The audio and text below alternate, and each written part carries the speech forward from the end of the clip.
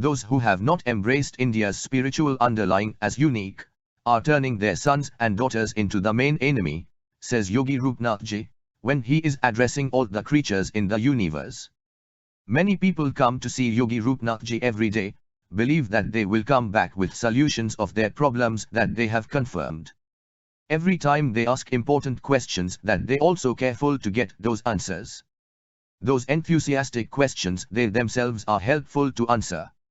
Among the summary questions available in broad descriptive questions are, is it possible for people to have no will? Is it possible for one person to enter another person's dream? Etc.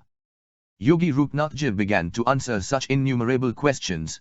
Yogi Rupnathji then said, he who has awakened to the word is not of that word, everything is possible in dream determination, because they themselves are non-existent. The mind that can forget before the salt starts and after it ends is a lie for that sea. The dream is a lie that he is invisible to his own existence. Just as a living creature moves to the concept of the universe after eating the food in the food energy in the kitchen, so too do human beings acquire the false ego of their own existence, which is not materialism when the unique consciousness of the absolute soul consumes everyone as its own gift. I see that the idea that the authority is that I am not an irreversible witness as witnesses, because the matter of inertia I falsely connects all the visible objects with the ever-changing space-value quantity. Yogi Rupnathji said, I will mention some incidents in this regard, everyone should listen attentively.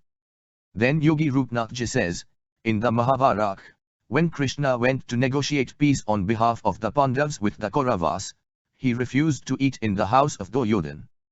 Instead he chose to eat in the house of Vidura, half-brother and advisor to Duryodhana's father, Dhritarashtra. Vidura served Krishna green leafy vegetables, known since as Vidura Sag. Vidura too refused to eat food grown in the gardens and fields of the Kauravas. He maintained his autonomy and reflected it by growing green leafy vegetables in his garden. Food thus is not just about taste and nutrition, because this makes food a very political tool.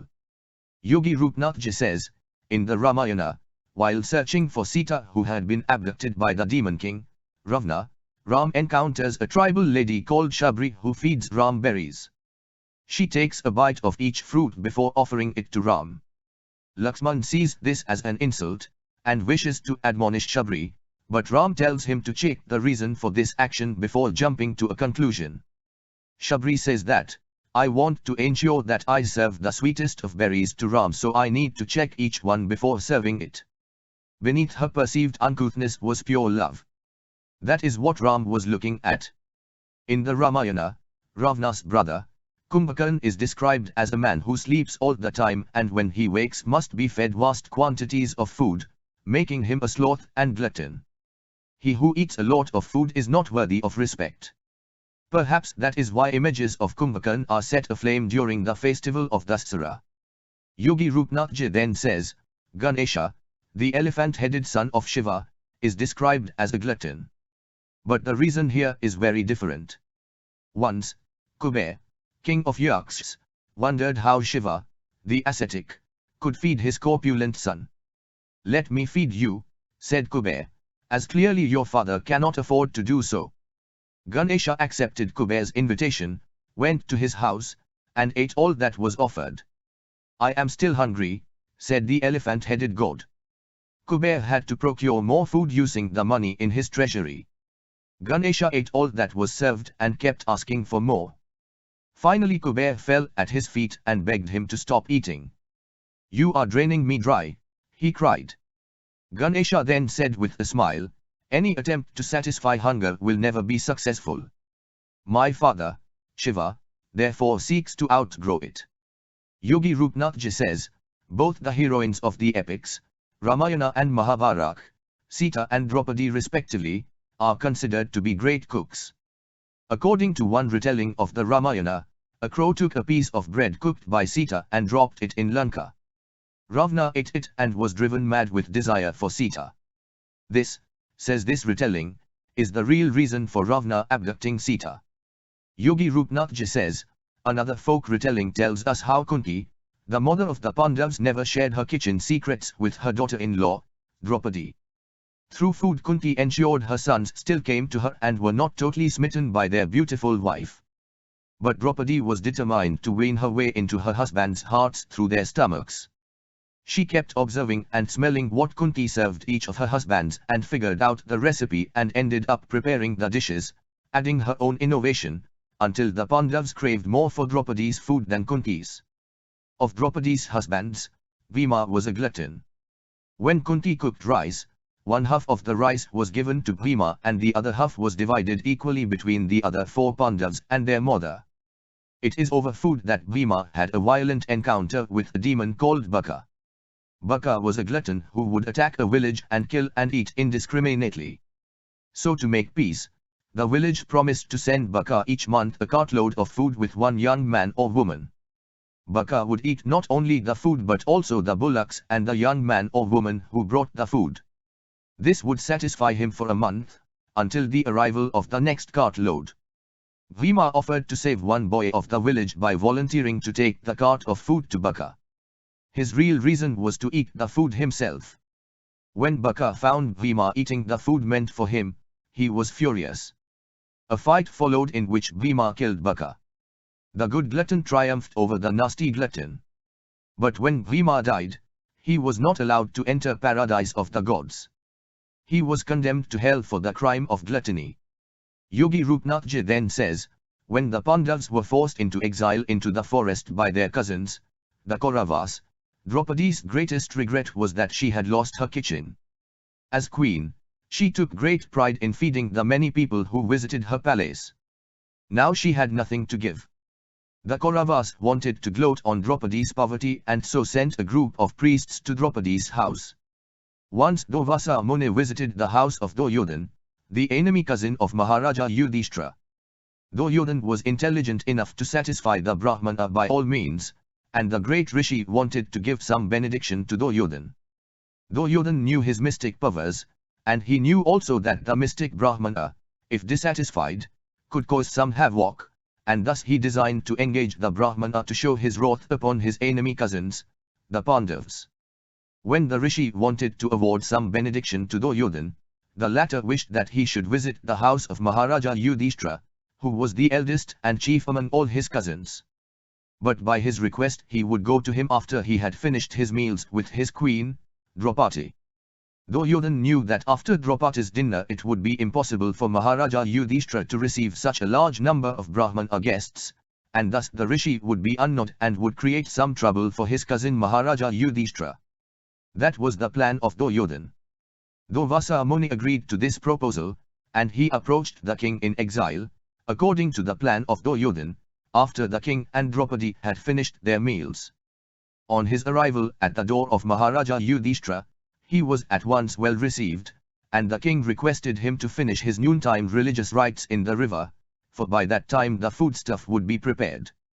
Durvasa Muni, along with his large number of disciples, went to take a bath in the river, and Maharaja Yudhishthira was in great anxiety about the guests.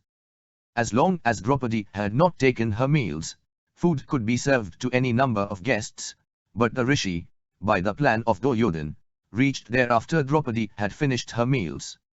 When the devotees are put into difficulty, they have an opportunity to recollect the Lord with rapt attention. So Draupadi was thinking of Lord Krishna in that dangerous position, and the all-pervading Lord could at once know the dangerous position of his devotees. He therefore came there on the scene and asked Draupadi to give whatever food she might have in her stock. On her being so requested by the Lord, Draupadi was sorrowful because the Supreme Lord asked her for some food and she was unable to supply it at that time. She said to the Lord that the mysterious dish which she had received from the sun god could supply any amount of food if she herself had not eaten. But on that day she had already taken her meals, and thus they were in danger. By expressing her difficulties she began to cry before the Lord as only a woman would do in such a position. The Lord, however, asked Draupadi to bring up the cooking pots to see if there was any particle of foodstuff left, and on Draupadi doing so, the Lord found some particle of vegetable sticking to the pot. The Lord at once picked it up and ate it. After doing so, the Lord asked Draupadi to call for her guests, the company of Durvasa. Bhima was sent to call them from the river. Bhima said, "Why are you delaying, sirs? Come on, the food is ready for you." But the Brahmanas, because of Lord Krishna's accepting a little particle of food, felt sumptuously fed, even while they were in the water. They thought that since Maharaja Yudhishthira must have prepared many valuable dishes for them, and since they were not hungry and could not eat, the king would feel very sorry, so it was better not to go there. Thus they decided to go away. Yogi Rupnathji says, these incidents proves that the Almighty Lord Brahman is the greatest mystic, and therefore he is known as Yogeshwara. Every householder person must offer food to the omnipresent Lord Brahman, and the result will be that everyone, even a company of guests numbering 10,000, will be satisfied because of the Lord's being satisfied. When Arjuna prayed as a devotee of Lord Krishna that, "O Lord, it is because of your mercy alone that the mystery of the self which has confused me until now, has become clear in the mind. O lotus-eyed one, you have fully explained to me the truth of birth and death as well as the truth of your infinite greatness, and I have understood these truths in detail. O blessed Lord, your divine words have filled my ears, but my soul longs to see your divine, godlike form, dear Krishna. O great Lord of Yoga, if you think of me as being worthy and able to see your supreme form, then display your true, eternal self to me, dear Lord." Yogi Rupnathji then said, the irresistible, almighty, omnipotent, blessed Lord said, "Behold, O dear Arjuna, as I reveal to you hundreds and even thousands of my various, divine forms of several colors and shapes. Watch, my dear devotee, as I disclose to you my various forms. The gods of sun, fire and light, the gods of storm and lightning, and the two beautiful charioteers of heaven. Behold, O relative of Bharata, vision and sights never before seen by the naked human eyes, Arjuna, see before you now, the whole universe as it both moving and at rest, see whatever you desire. See it all in me because I am in everything and everything is in me.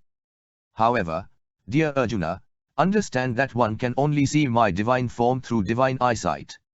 You can never see me through your mortal eyes. Therefore I will give you divine eyesight to behold my divine power and glory." Yogi Rupnathji says, Sanjay, narrator of the Gita, further described to his king Dhritarashtra, thus, when the great Lord Hari, god of yoga, had spoken, he revealed to Parth, Arjuna, his divine form. Arjuna had now begun to see the most extraordinary and miraculous visions and marvels, several faces, several divine ornaments, and a countless amount of heavenly weapons. Arjuna saw before him a wide range of heavenly garlands and garments, with divine perfumes and scents. This heavenly and infinite image, made up of all fantastic wonders, was facing all directions, and all the endless marvels seemed to be contained in him. The divine radiance and beautiful light that was being emitted by the glorious vision was so great that it could only be matched by the light of 1,000 suns arising in the sky at once. Here, the Pandav, Arjuna, saw the whole universe in its several dimensions and varieties all gathered together in the Supreme Lord of Lords. After seeing this vision, Arjuna was extremely amazed and left in awe. He bowed his head down, filled with emotion and adoration for his Lord, and spoke unto him, "O Lord, I have seen within thy heavenly body all of the gods and the infinite variety of being that have been created by you. I see before me the great Lord Brahma, who is seated on the lotus throne, all the seers of light, sages, and the divine serpents as well." Yogi Rupnathji then says, Arjuna explained to the Lord, "O Krishna, I behold your image as being never-ending, with countless arms, faces, bellies, eyes, and mouth. I sense the divinity and power coming from all parts of your superior being. O Lord of Lords, I am unable to see thy beginning, middle or end, for you are of infinite form. I can clearly see the crown, scepter and discus glowing upon your lotus body like a mass of intense light. Your dazzling image is difficult for me to behold and believe, yet I still see you in your full brilliance as the eternal, flaming fire, the blinding sun, and truly as one of a kind. You are immortal, imperishable and never-ending. You are the height of knowledge and the supreme to be realized by all. You are the support of this large universe. I think you to be the guardian and ruler of the eternal law of purity and virtue. You are the everlasting spirit who is, and always has been, at the very beginning of all things in the universe. O great Lord, I see thee as having no beginning, middle or end, being of endless and infinite power and glory, which is all contained in your unlimited number of divine arms. Thy face resembles an eternal fire that gives light and life to all things in this enormous universe. In thine eyes I see the sun and the moon, dear Lord. O mighty Lord, your spirit fills the infinite space between the heaven and earth. The three worlds tremble before the extreme power and endless might of your wondrous and fearful form, O great King of all lords. The many hosts of gods join and come into you, my Lord. Out of respect, fear and love for you, they praise and adore you. The great sages and seers all sing praises of thy glory as well, Almighty Lord. The Rudras of destruction, the Adityas, the Vasis, the Sagyas, and the Visvidevas, the two Ashwins, charioteers, of heaven, the Maruts, Lord of winds and storms, the spirits of ancestors, the divine singing choirs of the Gandharvas, the Yakshas, keepers of wealth, the demons of hell, and the Siddhas, those who gained the prestigious goal of perfection on earth, all of these supreme souls and saints gaze upon thee with wonder and respect. However, dear Lord, the worlds cannot help but tremble at the fearful sight of your mighty and terrifying forms. The forms consisting of many eyes, mouth, bellies, feet and terrible fangs that are too frightening for the average mortal to gaze upon. However, this is but one single aspect of your omniscience, being everything and everywhere, in the universe. O Lord, when I see your vast and enormous form which reaches the sky, surrounded by a burning and magnificent glow of several beautiful colors, with mouth opened wide and large, my heart and inmost soul tremble in amazement and terror. My power and peace of mind have also vanished, dear Vishnu. O Lord, seeing your enormous facial features and frightening teeth like the fire that burns till the end of time and all existence, I find myself truly losing all sense of direction and peace with myself. O Lord, have mercy on me, give me shelter, O giver of refuge and supreme being of this vast universe. All the sons of Dhritarashtra together with the other hosts of kings and princes along with Bhisma, Drona, and Karna and other great warriors on our side are all being forced to enter the various mouths of your most enormous and terrifying forms, inspiring terror in everyone with those fearful fangs. Your flaming mouths are consuming all of these heroes of our modern world like roaring torrents of rivers rushing forward into the ocean. All of these men are rushing swiftly into the blazing fire coming from your several mouths, towards their death and destruction just as moths swiftly rush into a burning flame and die. The large fires that can be seen from within the mouths of your divine forms, devour all the worlds of the universe. Your glorious, fiery rays filled the whole universe. However, dear Vishnu, this very same universe is the victim of your terrible radiant and scorching rays of light, dear Lord Supreme, I do not understand your mysterious ways. Reveal yourself to me, who are you in this terrible form? Be gracious to me, dear Lord, and explain to me the secret of your reality, for I am confused.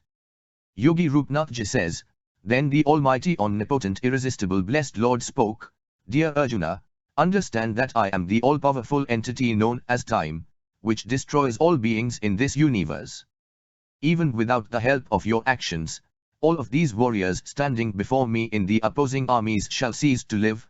Therefore, arise, O son of Kunti, Arjuna, win thy glory, conquer your enemies, enjoy a prosperous kingdom. Through the result of their own karma, I have doomed these people to die, and you, my dear disciple, are simply a means of mine by which this task shall be accomplished. Do not fear, O Arjuna. Fight and slay all these great warriors such as Drona, Bhisma, Karna and Jayadratha, who are already doomed for death. Be bold, O Arjuna, perform your duty, conquer your enemies in battle and leave the rest up to me, the Supreme Lord. Yogi Rupnathji then says, Sanjaya narrated to his king Dhritarashtra, when Arjuna had heard the words of Krishna, He folded his hands and bowed his trembling body down before the great Lord in adoration, and in a faltering voice he spoken, "Dear Krishna, it is a true fact that countless people sing thy praise and take delight in glorifying you. The Rakshasas, evildoers, flee in terror in all directions from your divine might. All the great saints and seers bow down in love and adoration before you. To think that any wise man would do anything else but bow down before your infinite greatness is unwise, O blessed Lord, Lord of Lords, Spirit Supreme. You are the Lord of Brahma, the Lord of creation. You, my dear Lord, are the never-ending, eternal refuge of the world. You are all that exists, that is non-existent, and that is even beyond existence. You are the first and foremost of gods. You are the beginning of all existence and are the support of this vast universe. You know all and you are all that is to be known. You are the sole supreme goal to be realized by all.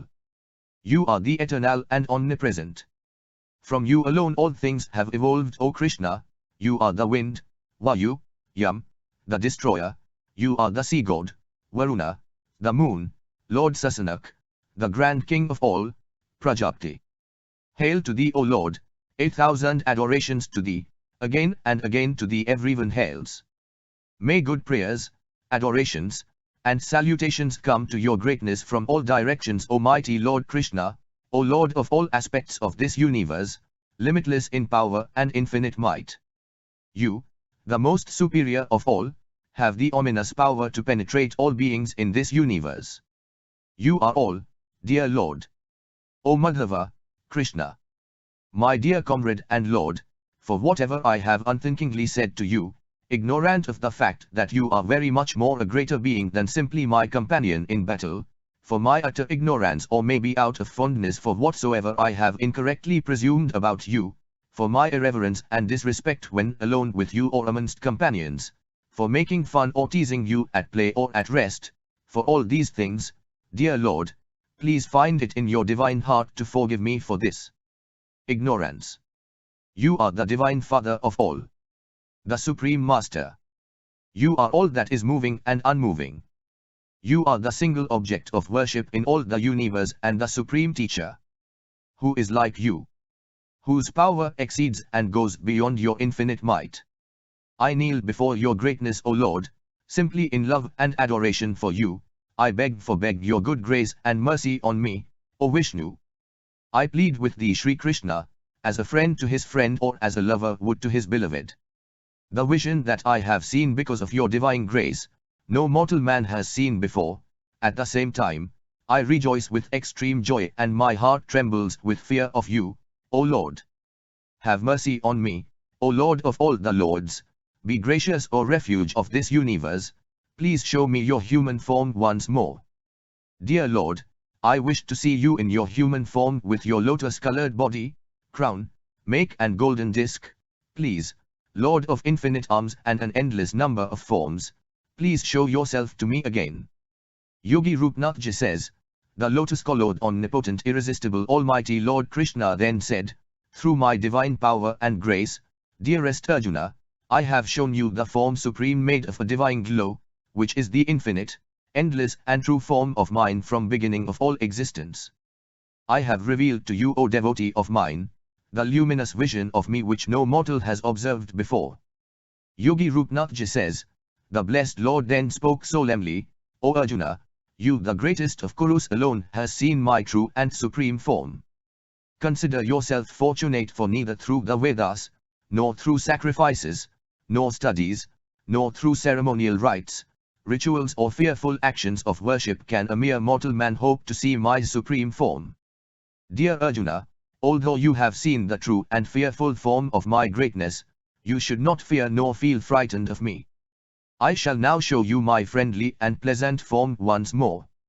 Look upon it without fear and with a glad heart.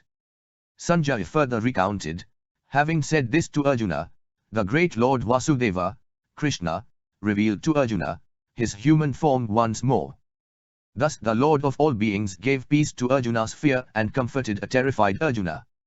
Arjuna responded in relief, now that I see your gentle human form, dear Krishna, I have returned back to my normal self with a peaceful mind and heart. Yogi Rupnathji says, then the omnipotent, irresistible, almighty blessed Lord said, Dear Arjuna, the divine form of myself which you have seen with so much difficulty is an experience which even the other gods and goddesses in heaven long to see. Not even with such religious acts as ritual offerings, gifts to the unfortunate and poor, and by leading a life only of worship and devotion to me, can one be so fortunate as to witness what you have. It is only by true love and selfless devotion that one can truly come to know me, see me in my true form, and be an eternal part of me. He who truly loves me, devotes his whole life to performing actions to please only myself, who recognizes that I am the supreme and final goal of life, who is free from all attachment and has love for all that I have created, that man comes to truly know who I am. When the object is finished by chewing inside the mouth, then the object can be tasted. In the same way, I, my, you, your all are absorbed, immersed, drowned in the omnipresent unique consciousness. Yogi Rupnathji says, Creator mind said, O view, for I see the ample space of air lying open before me, I see also my spacious mind and the vast comprehension of my intellect, I will therefore go on with my work of creation forever. I will immediately think about multitudes of material productions, whereof, O my visible view, I ordain thee as my first manu or progeny, to produce all these for me. The sunlight was the first work of creation, and the measure of all created beings, by his days and nights or mornings and evenings. Now produce all things as thou wilt, and according to my behest, at which the refulgent sun readily complied to my request. Then this great luminary stood confessed with his bipartite body of light and heat, with the first of which he shone as the sun in the midst of heaven. With the other property of the heat of his body, he became my manu or agent in the nether worlds. The solar heat or kola, is the cause of growth upon earth. And here he produced all things as I bade him do, in the course of the revolutions of his seasons. Thus have I related to you, O sagely, all about the nature and acts of the mind, and omnipotence of the great soul, which infuses its might in the mind in its acts of creation and production. Whatever reflection is represented in the mind, the same is manifested in a visible form, and becomes compact and stands confessed before it. The ideal becomes visible, or the nominal is expressed in the phenomenal. Look at the extraordinary power of the mind, which raised the ordinary Aindava Brahmans or inanimate objects to the rank of Brahma or mind, by means of their conception of the same in themselves. As the living souls of the Aindavas or dream objects, were incorporated with Brahma or mind, by their intense thought of him in them or by their mental absorption of themselves in him, so also have we attained to Brahmahood or Creatorhood, by means of our mental conception of that spiritual light and supreme intellect in ourselves. So in our daily ritual, Sanskrit, Aham Brahma, Brahmaivasmin, Saksidanandarupo, Ham. The mind is full of its innate ideas, and the figure that lays a firm hold of it, the same appears expressed without it in a visible shape, or else there is no material substance beside one's own mind. This is the doctrine of conceptualists, that all outward objects are but representations of our inborn ideas, in opposition to the belief of sensationalists, that the internal notions are reflections of our external sensations. The mind is the wonderful attribute of the soul, and bears in itself many other properties like the inborn pungency of the pepper. These inborn properties are the memory, imagination and other faculties of the mind. These properties appear also as the mind, and are called its hyperphysical or mental faculties, while it is downright mistake on the part of some to understand them as belonging to the body. The Sankhya materialists understand the internal faculties as products of the body and matter. The self-same mind is termed also the living principle, said, Jiva, when it is combined with its purer desires, and is to be known after all to be bodiless and unknown in its nature. The life being combined with gross desires, assumes the body for its enjoyment of them, but loosened from its fetters, it resumes its purer nature. Hence the future spiritual life is free from grosser wishes. There is no body as myself or any other person in this world, except this wondrous and self-existent mind, which like the sons of Indu or son of mind, assumes the false conception of being real Brahmas themselves. As the Aindavas or objects or inanimate bodies were Brahmas in their minds, so my mind makes me a creator Brahma also. It is the mind that makes one such and such, according to the conception that he entertains of himself. We are in reality nothing, but what our minds inform us to be. It is only by a conceit of my mind, that I think myself situated as a Brahma in this place, otherwise all these material bodies are known to be as unreal, as the vacuity of the soul wherein they abide. The unsullied mind approximates the divine, by its constant meditation of the same, but being vitiated by the variety of its desires, it becomes the living being, which at last turns to animal life and the living body. This is called the incarnation of the living soul or the materialization of the spirit. The intelligent body shines as any of the luminous orbs in the world of the Aindavas. It is brilliant with the intelligent soul, like the appearance of a visionary creation of the mind. The body is a creature of the mind like a figure in its dream. All things are the productions of the mind and reflections of itself, like the two moons in the sky, the one being but a reflection of the other, and as the concepts of the Aindava or objectory worlds. There is nothing as real or unreal, nor a personality as I or thou or any other. The real and unreal are both alike, unless it be the conception which makes something appear as a reality which has otherwise no reality of itself. Know the mind to both active and inert, that is both as spirit and matter. It is vast owing to the vastness of its desires, and is lively on account of its spiritual nature of the great God, but becomes inert by its incorporation with material objects. The conception of phenomenals as real cannot make them real, any more than the appearance of a golden bracelet can make it gold, or the phenomenals appearing in Brahma or mind can identify themselves with Brahma himself. Brahma being all in all, the inert also are said to be intelligent, or else all beings from ourselves down to blocks are neither inert nor intelligent. Because nothing exists besides Brahma, wherefore what exists not can be neither one nor the other. It is said that the lifeless blocks are without intelligence and perception, but everything that bears a like relation to another has its perception also like the other. Hence all things being equally related to Brahma are equally sentient also in their natures. Know everything to be sentient that has its perception or sensitivity, wherefore all things are possessed of their perceptivity, by the like relation, sadrisya sambandha, of themselves with the Supreme Soul. The terms inert and sensitive are therefore meaningless in their application to things subsisting in the same divine spirit, and it is like attributing fruits and flowers to the arbors of a barren land. The barren waste refers to the vacuum of the divine mind, and its arbors to its unsubstantial ideas, which are neither inert nor sentient like the fruits or flowers of those trees. The notion or thought, which is formed by and is an act of the intellect, is called the mind. Of these the portion of the intellect or intellectual part is the active principle, but the thought or mental part is quite inert. The intellectual part consists of the operation of intellection, but the thoughts or thinkables, chaityas, which are the acts of the chit or intellect, are known to be inert, and these are viewed by the living soul in the erroneous light of the world, rising and sitting before it like the sceneries of a phantasmagoria. Yogi Rupnathji then said, Chit is a pure unity, but the mind, chitta, which is situated in the same, and thence called chit, stha or posited in the intellect, is a ratio or dualism of itself, and this appears in the form of a duality of the world. Thus it is by intellection of itself as the other form, that the nominal assumes the shape of the phenomenal world, and being indivisible in itself, it wanders through the labyrinth of errors with its other part of the mind. There is no error in the unity of the intellect, nor is the soul liable to error, unless it is deluded by its belief of pluralities. The intellect is as full as the ocean, with all its thoughts rising and sitting in it as its endless waves. That which you call the mental part of the intellect is full of error and ignorance, and it is the ignorance of the intellectual part that produces the errors of egoism and personality.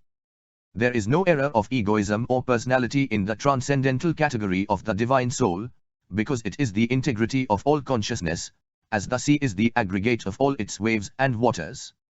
The belief of egoism rises as any other thought of the mind, and is as inborn in it as the water in the mirage, which does not exist really in it.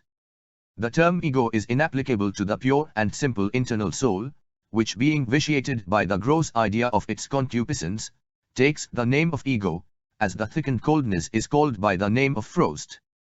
It is the pure substance of the intellect which forms the ideas of gross bodies, as one dreams of his death in his sleep. The all-pervading intelligence, which is the all-inherent and omnipotent soul, produces all forms in itself, and of which there is no end until they are reduced to unity.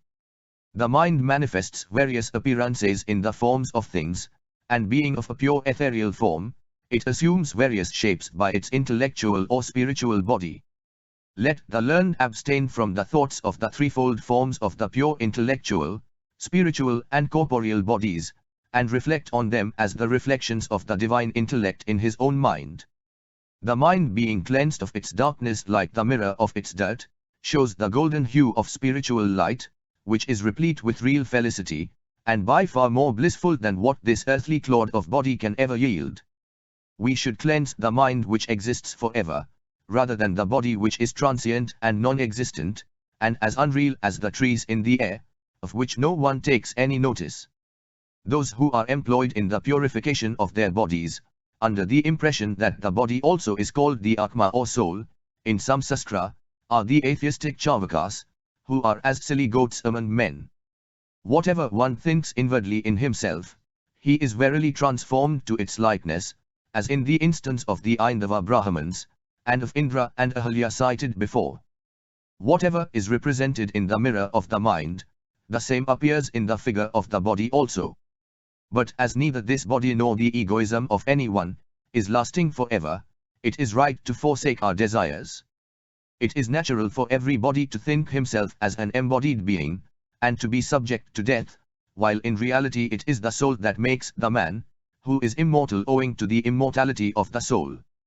It is as a boy thinks himself to be possessed of a demon of his own imagination, until he gets rid of his false apprehension by the aid of reasoning. Know then, there is nothing in the treasure house of this world, which is unattainable by man by means of his exertions in the right way. And that all species of animal being, from the state of the highest Brahma, down to minute insects, are bicorporeal or endowed with two bodies, the mental and corporeal, that is the mind and the body. The one, that is the mental body, is ever active and always fickle, and the other is the worthless body of flesh, which is dull and inactive. Now the fleshy part of the body which accompanies all animal beings, is overpowered by the influence of curses and charms, practiced by the art of incantation, Avicaravidya. The influence of certain supernatural powers stupefies a man, and makes him dull and dumb. Sometimes one is about to droop down insensible, as spellbound persons are deprived of their external senses, and fall down like a drop of water from a lotus leaf. The mind, which is the other part of the body of embodied beings, is ever free and unsubdued, though it is always under the subjection of all living beings in the three worlds. He who can control his mind by continued patience on one hand, and by incessant vigilance on the other, is the man of an unimpeachable character, and unapproachable by calamity. The more a man employs the mental part of his body to its proper employment, the more successful he is in obtaining the object he has in view. Omnium vincit vigilentia vel diligentia. Mere bodily energy is never successful in any undertaking, any more than brute force. It is intellectual activity only that is sure of success in all attempts. The head must guide the body. The attention of the mind being directed to objects unconnected with matter, it is as vain an effort to hurt it, an immaterial object, as it is to pierce a stone with an arrow or to beat the air. Drown the body under the water or dip it in the mud, burn it in the fire or fling it aloft in air, yet the mind turneth not from its pole, and he who is true to his purpose, is sure of success. Intensity of bodily efforts overcomes all impediments, but it is mental exertion alone which leads to ultimate success in every undertaking, for without the right application of bodily efforts under guidance of reason, there can be no expectation of prospering in any attempt. Mark here in the instance of the fictitious Indra, who employed all his thoughts to the assimilation of himself into the very image of his beloved, by drowning all his bodily pains in the pleasure of her remembrance. Think of the manly fortitude of Mandavya, who made his mind as callous as marble, when he was put to the punishment of the guillotine, and was insensible of his suffering. So it is recorded of the sophist Mansur, who was guillotined for his faith in the Anul Haq, I am the true one, and of the martyrs who fell victims to their faith in truth. Think of the sage who fell in the dark pit, while his mind was employed in some sacrificial rite, and was taken up to heaven in reward of the merit of his mental sacrifice. Redemption is to be had by sacrifice of the soul, and not of the body. Remember also how the sons of Indu obtained their Brahmahood, by virtue of their persevering devotion, and which even I have not the power to withhold, that is, even Brahma is unable to prevent one's rising by his inflexible devotedness. There have been also many such sages and masterminds among men and gods, who never laid aside their mental energies, whereby they were crowned with success in their proper pursuits. No pain or sickness, no fulmination nor threat, no malicious beast or evil spirit, can break down the resolute mind, any more than the striking of a lean lotus leaf can split the breast of a hard stone. Those that you say to have been discomfited by tribulations and persecutions, I understand them as too infirm in their faiths, and very weak both in their minds and manliness.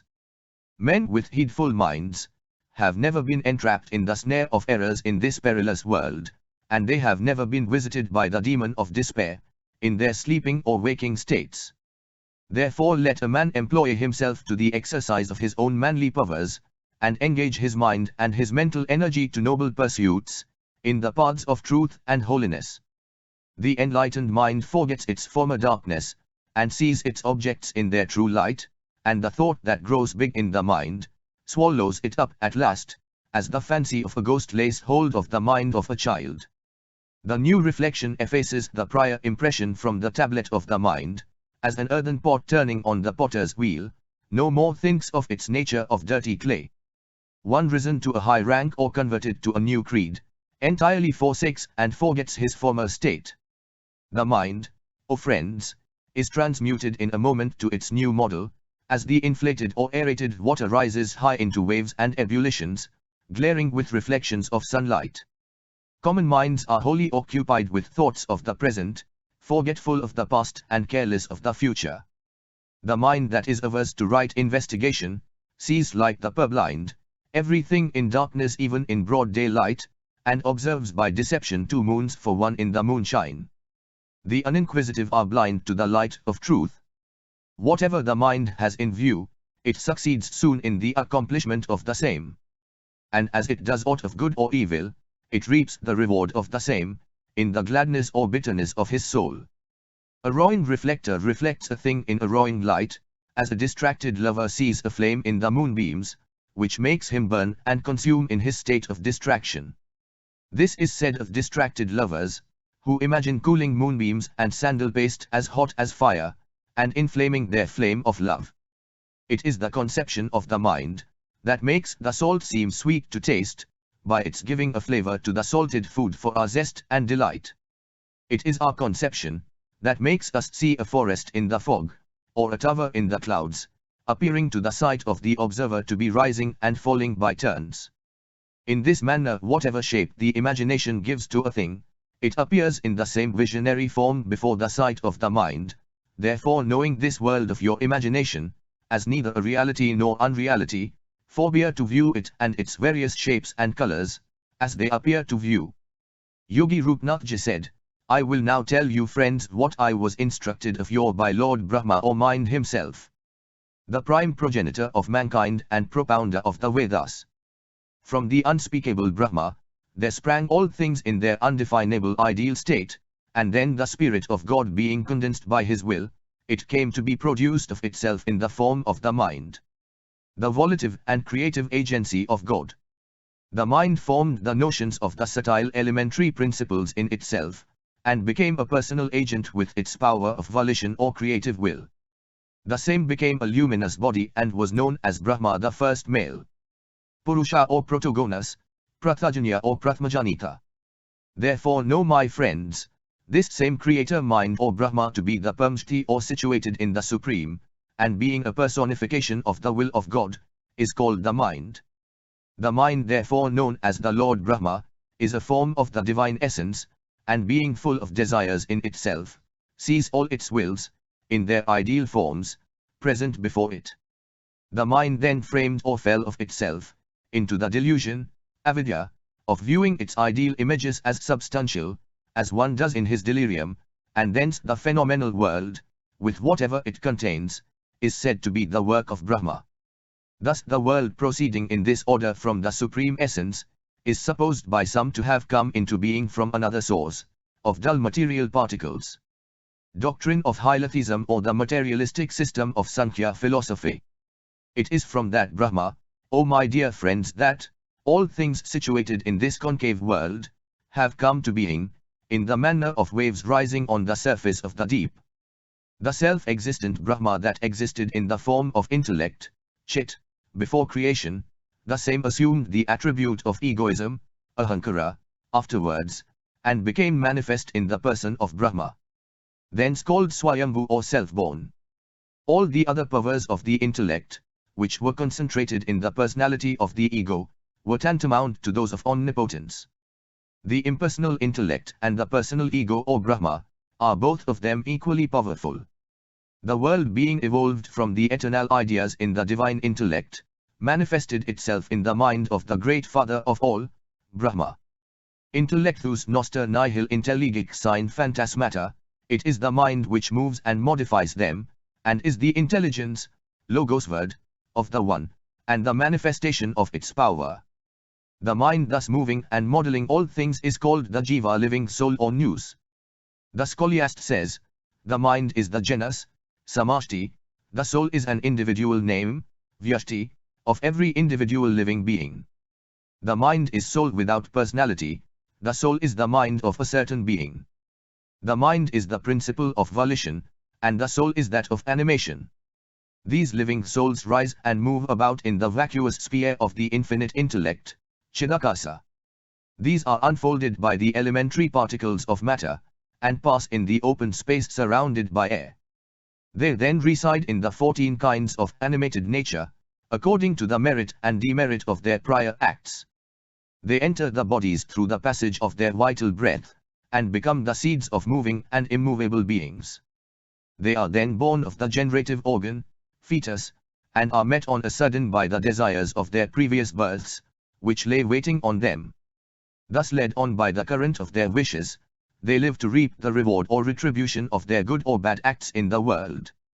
Thus bound fast to action and fettered in the meshes of desire, the living souls enchained in their bodies, continue to rove about or rise and fall in this changeful world by turns. Their wish is the cause of their weal or woe, says the Shruti, and which is inseparable from the soul as volition from the mind. Yogi Rupnathji then said, the ultimate truth of yoga determination is capable in all things. To better understand this, I want to tell you a remarkable fact. You all listen to it attentively. Then Yogi Rupnathji says, Anusaya was one of 9 girls of Devahuti and wife of Aghori Muni. Also known as Mahasati Ansuya, pure energy of Supreme Soul. By her devotion, she is the goddess of chastity and hospitality. Maha means great and Sati means virtuous woman, so her name implies a great virtuous woman, fully dedicated to the husband. The concept of Sati is the power of women. Legends have it that even the gods submit to Satis. Anusaya, Kaushiki, Savitri and Sita are notable Satis. Their life is one of Satitv. The Agni Purana declares that women who commit Sahagamna goes to heaven. Sahagamna means joint departure. The practice of Sati is traced to the Puranas where Lord Shiva's wife, Sati, enters Agni in her father, Dakas Yajnakunda. In the Mahabharata, Madri enters the funeral pyre of husband Pandu, leaving her children in Kunti's custody. Anusaya was the wife of Maharishi Arti, one of the Sapta Rishis being Vasistha, Bharadvaja, Jamdagni, Gautama, Arti, Viswamitra, and Agastya. Arti, Brahma's Mansa Putra, was among the main seers to propound the 5th mandala of the Rigveda, sacred thread and the prana of Om. Anusuya is the daughter of Kadama Prajapati and Devahuti. She was well established in Pativrata dharma. Pati means husband and Vrata means vow. Pativratas are those who have taken vows, even if it means risking life, to devote their life faithfully to their husbands. The husbands are worshipped and served with all their heart, mind and soul. Goddess Anusuya served Arti with intense devotion. She did severe tapas for the welfare of her husband and to beget sons equal to the gods. Her personal endeavor of discipline undertaken to achieve a goal was not without tests and sufferings. But towards such tapas, Anusuya was second to none. She had unbroken loyalty to her husband as unique Brahman. Her intensity of sattva was so great that due to it, devas going through the skyway felt her majesty. For this reason they also called her Sati Anusuya. Lakshmiji, Satiji and Saraswatiji were very proud of their ancestors. God inspired Nadaji to destroy the pride of the three goddesses. Yogi Rupnathji says, Devrishi Nadaji reached Kailash. Shankarji was in Samadhi. Parvatiji was worshipping. She offered Nadaji prasada. Nadaji told that laddus are very tasty. He further told that but laddus offered by Ansuya were tastier. Parvatiji asked who she is. Nadaji told that she is loyal to her husband but Anusuya is more loyal to her husband. She got jealous. When Shankarji came out of his samadhi, Parvatiji asked him to breach the loyalty of Anusuya. On other side, Nadaji reached Vaikuntha, the abode of Vishnuji. Lakshmiji asked him about his happiness. Nadaji said, this time he walked to Chikrakut. There he reached the ashram of Maharishi Atri. Because of that he is happy. He further said, earlier there was glory of Vaikuntha, but nowadays it is Anusuya's ashram. Lakshmiji asked about Anusuya. Nadaji said, she is great virtuous and loyal wife. Lakshmiji also asked Vishnuji to breach the loyalty of Anusuya. Likewise, Savitriji also requested Brahmaji. Shankarji, Vishnuji and Brahmaji, in disguised forms reached Chikrakut and went to Anusuya's ashram. They begged her. When Sati Anusuya gave alms, they refused to take. They said, Devi, only if you do our hospitality without clothes, we will take alms on you. Hearing this, Sati Anusuya fell into contemplation. She thought, if she gives alms without clothes, then her loyalty for husband will be damaged, and if she did not give alms to atithi, guests, it would be big sin. She thought, Almighty say, offer me without desires or longings. She said, if I am true to my husband and I had never thought of any man in a sexual manner, then all three of you become 6 months old children. Yogi Rupnathji says, Sati Anusuya breastfeed them and put to play in the cradle. In this way, Tridev became a prisoner of love for Mata Anusuya. Here, when the three ladies saw that their husbands had not come, they were worried. Incidentally, they met Nadaji. The three goddesses asked them for the location of their husbands. Nadaji said that those people are playing as children in the ashram. Finally, all the three went to Chikrakut to find their husbands. The three goddesses asked Anusuya to enter the ashram. By the time, Aghori Rishi arrived there. Aghori Rishi asked who are these children and ladies. Sati Anusuya told him that these three children are mine and the ladies are their wives. Then, Aghori Rishi said to Anusuya that do not mention this. These are Tridev, and the Rishi sprinkled water on them. The children took the original forms. Tridev told them that they were happy to play as children in their courtyard. As Tridev were pleased, they gave a boon to Sati Anusuya, and with their radiance, Dattatreyaji appeared. Yogi Rupnathji says, the wish is the inactive desire of the soul, and volition the active will of the mind. Thousands of living souls are falling off as fast as the leaves of forest trees, and being borne away by the force of their pursuits, they are rolling about as the fallen leaves wafted by the breeze in the valleys. The aberration of living souls from the Supreme. Many are brought down and bound to innumerable births in this earth, by their ignorance of the Chit or divine intellect, and are subjected to interminable transmigrations in various births. There are some who, having passed many mean births in this earth, have now risen high in the scale of beings, by their devotedness to better acts, and are likely to have their liberation in the course of their progression to the best. Same persons acquainted with spirituality, have reached their state of perfection, and have gone to heaven, like particles of sea water, carried into the air above by the blowing winds. The production of all beings is from the Supreme Brahma, but their appearance and disappearance in this frail world are caused by their own actions. Hence the actionless yogi is free from both these states. God made everything perfect, man's sin brought his death and woe. Our desires are poisonous plants, bearing the fruits of pain and disappointment, and lead us to actions which are fraught with dangers and difficulties. Cursed was the ground for man's unrestricted desires, which sowed it with thorns and thistles. These desires drive us to different countries, to distant hills and dales in search of gain. Else man could live content with little and on his native plain. This world, O friends, is a jungle of withered trees and brambles, and requires the axe of reason to clear away these drugs and bushes. So are our minds and bodies but plants and trees of our woe, which being rooted out by the axe of reason, will no more come to grow by their transmigration in this earth. The mind and body are rooted out by suppression of their desires and passions.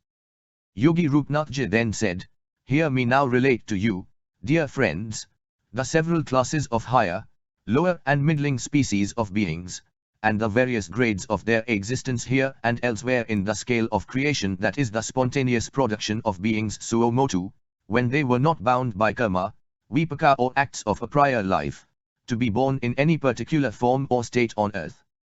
They were the first in their production, and are known as the Idam Prathama, or the first class in their birth, whose long practice in a course of virtuous actions in prior states, has secured to them the property of goodness, sattvaguna only. These are the holy saints and sages, who are entitled to their liberation in lifetime, and upon separation from their bodies.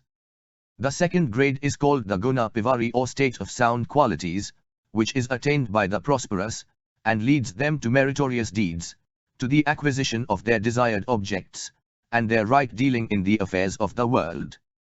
This meritorious state becomes entitled to liberation after some births in this earth. The third grade is termed the Sahasakva, or the state of substantiality of men of substance. It is attended with like results, proportion to the righteous and unrighteous acts of men, who may obtain their liberation after 100 transmigrations of their souls on earth. The fourth grade comprises infatuated people called Atyanta Tamasi, who are addicted to their varying desires in this changeful world, and come to the knowledge of truth, after passing 1,000 lives in ignorance and sin, and suffering the effects proportionate to their good or evil deeds.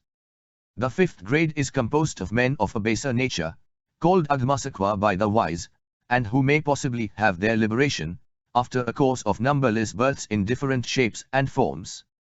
The sixth grade is composed of those extremely benighted men, Atyanta Tamasi, who are doubtful of their liberation, Sandigdha Moksha, and continue in the vicious course of their past lives.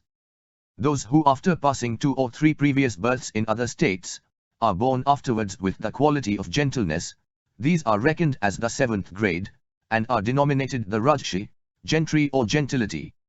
Those who remain mindful of their duties, and are employed in discharge of them in this state of life, are said by the wise to be entitled to their liberation, soon after their demise. Those among the Rajshi said, gentility, whose acts are commensurate with those of gentlemen and the nobility, are included in the 8th class, and are called Raja Sakwiki, or noble gentlemen, and are entitled to their liberation after a few births on earth. The 9th class comprises the Raja Rajshi or right gentlemen, whose actions conform with their title, and who obtain their long-longed-for liberation, after a course of 100 births in the same state. The next or 10th class is composed of the Rajatamsi or blinded gentry, who act foolishly under their infatuation, and who are uncertain of their liberation, even after 1,000 births. The most giddy of this class is called Atyanta Rajatamashi, or the excessively infatuated gentry, whose conduct in life correspond with their name, and whose transmigration does not cease at any time. Then the lower classes comprise the children of darkness or ignorance said, Tamas, of whom the Tamasas form the 11th grade, and are said to be deprived of their liberation forevermore. These are the Rakshasas and demons of various orders. There have been a few however among them, who have obtained their salvation by means of their divine knowledge, and their good acts during their lifetime. Such as Prahlad, the son of a demon, and Karkotka, the son of a Naga. Next follows the 12th order of Tamasarajasa, who combine in them the qualities of darkness and enlightenment, and who are liberated after 1,000 births in their former demoniac state, and 100 births in their progressive improvements. Then comes the 13th order of Tamas-Tamasi, or those in darkest darkness, who have to transmigrate for millions of years both in their prior and later births, before they can have their liberation from the bondage of body. Last comes the 14th order of beings, who continue in their state of gross ignorance, Atyanta, Tamasi, forever, and it is doubted whether they can have their liberation at all. All these classes of human beings have proceeded from Brahma, whose life and spirit circulate in all of them, else they could neither live nor breathe. All other masses of living beings also have proceeded from the body of the great Brahma, as the moving waves rise from the great body of waters. And as the lamp flickering by its own heat, scatters its light on all sides, so does Brahma glowing in himself, irradiate his beams in the shape of scintilla, to spread all over the universe, which is the vacuity of Brahma's mind, and comprises the cosmos within it. And as the sparks of fire are flung about by force of the burning flame, so do these multitudes of produced beings rise from the substance of Brahma himself. As the dust and filaments of Mandara flowers fly to and fill the air on all sides, and as the beams of the moon shoot out of its orb, to fill the four quarters of heaven and earth, so the minutiae of divine essence emanate from the deity, and spread throughout the universe. As the variegated arbor produces its leaves and flowers of various hues from itself, so the varieties of created beings spring from one Brahma, the source of all.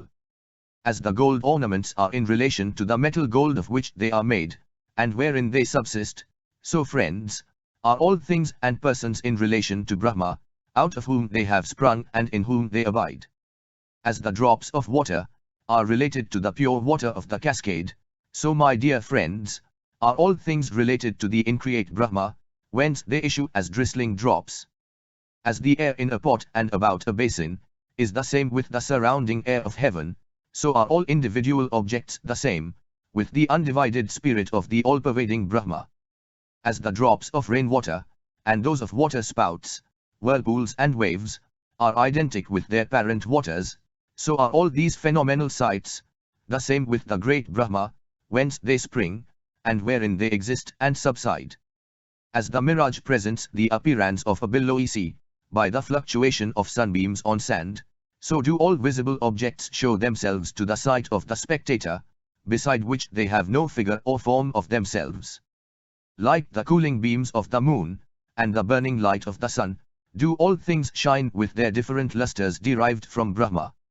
It is He, from whom all things have risen, unto Him they return in their time, some after their transmigrations in 1,000 births, and others after longer periods of their revolutions in various bodies.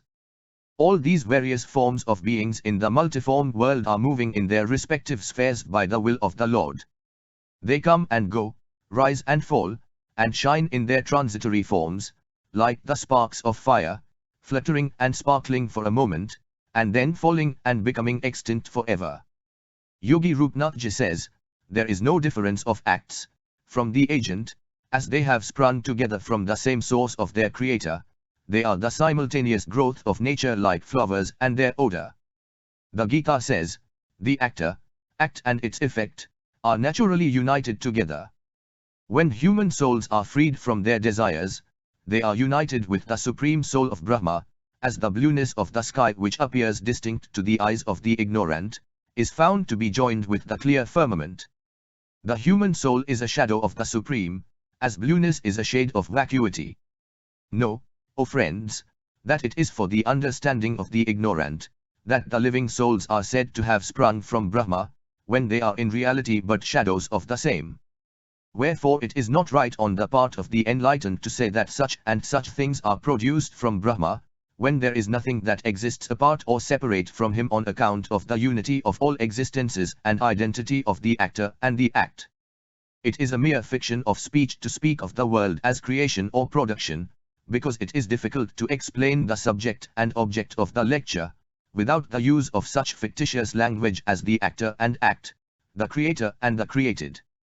Hence the language of dualists and pluralists is adopted in monotheistic doctrines, as the expressions, this one is Brahma, or divine soul, and these others are the living souls, as they are in use in the popular language.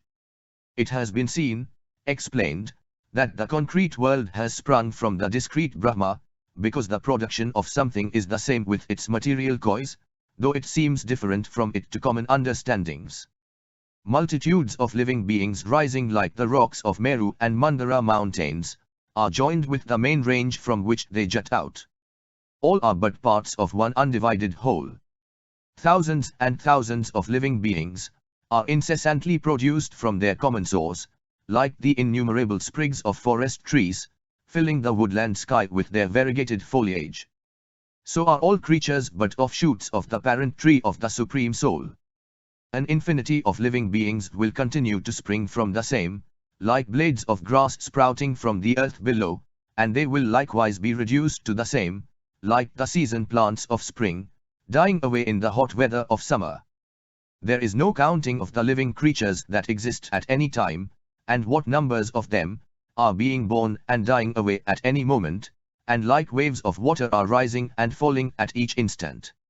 Men with their duties proceed from the same divine source, like flowers growing with their fragrance from the same stem, and all these subside in the same receptacle whence they had their rise. We see the different tribes of demons and brutes, and of men and gods in this world, coming into existence from non-existence, and this is repeated without end. We see no other cause of their continuous revolution in this manner, except the forgetfulness of their reminiscence, which makes them oblivious of their original state, and conform with every mode of their metempsychosis into new forms. Otherwise the retention of the knowledge of its original state and former impressions, would keep it alive in the same state of primeval purity, and exempt it from all transmigrations. Yogi Rupnathji then said, "You have well asked, my good friends, about this intricate subject, which I will now explain to you in a manner that will enlighten your understanding. It is the activity of the mind which forms its thoughts and intentions, which are the roots or seed of actions, and it is its passivity, which is the recipient of their results." Yogi Rupnathji says that Shruti said, "Whatever is thought in the mind, the same is expressed in words and done in action." Therefore no sooner did the principle of the mind spring from the essence of Brahma, than it was accompanied by its thoughts and actions in the bodies, which the living beings assumed, according to their prior deserts and inborn desires.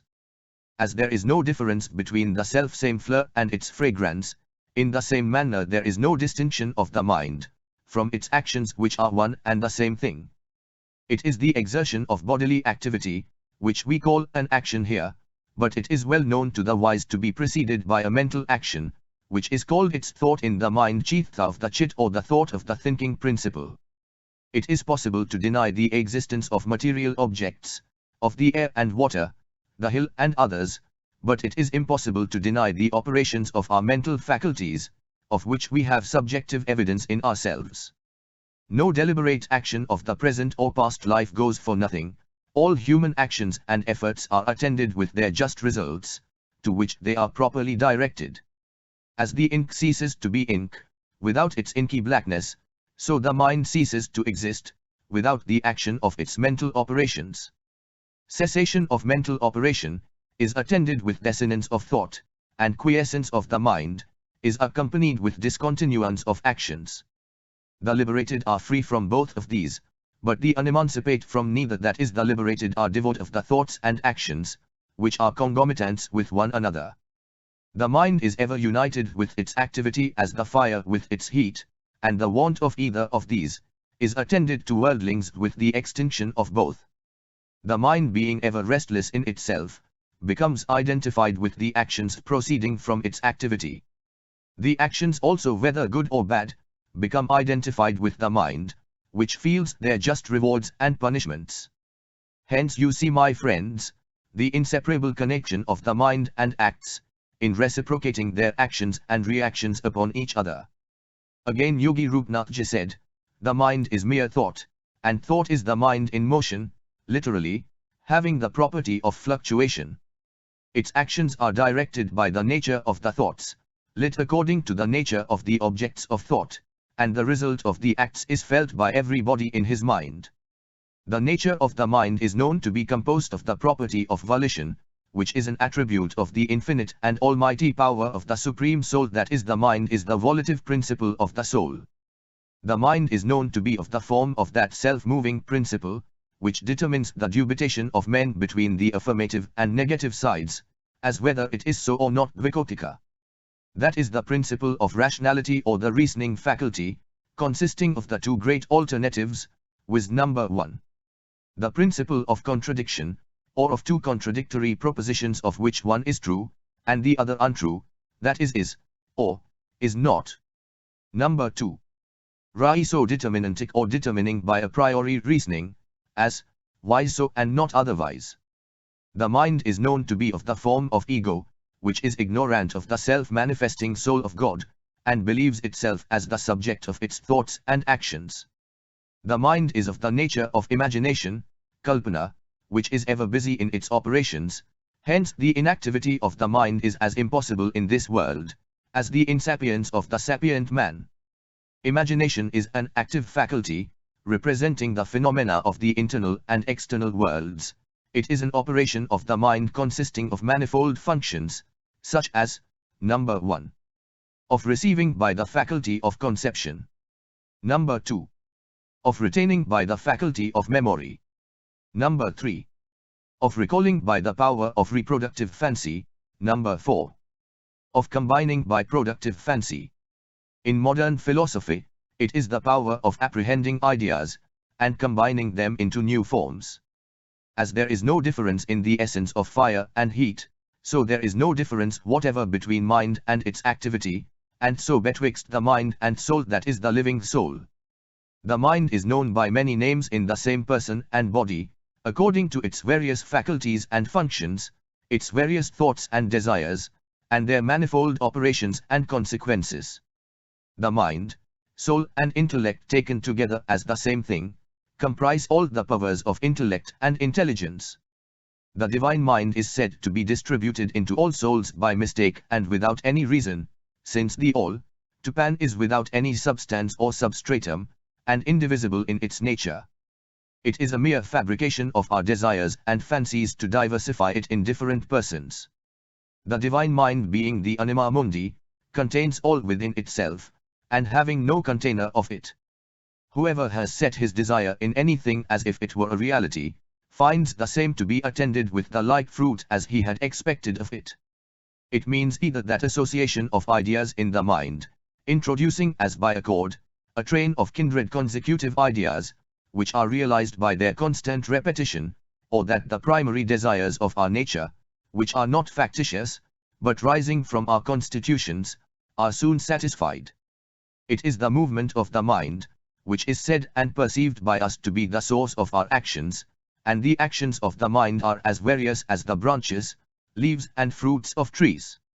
So it is said, the tree of desire has the mind for its seed, which gives force to the action of bodily organs, resembling its branches, and the activities of the body, are the causes which fructify the tree of desire.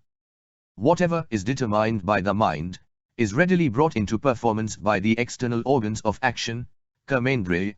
Thus, because the mind is the cause of action, it is identified with the effect. By the law of the similarity of the cause and effect, in the growth of one seed from another. Or that the efficient cause a quo, is the same with the final propter quod by inversion of the causa cognoscendi, in the effect being taken for the cause. The mind, understanding, egoism, intellect, action and imagination, together with memory, or retentiveness, desire, ignorance, exertion and memory, are all synonyms of the mind. The powers of the mind constitute the mind itself.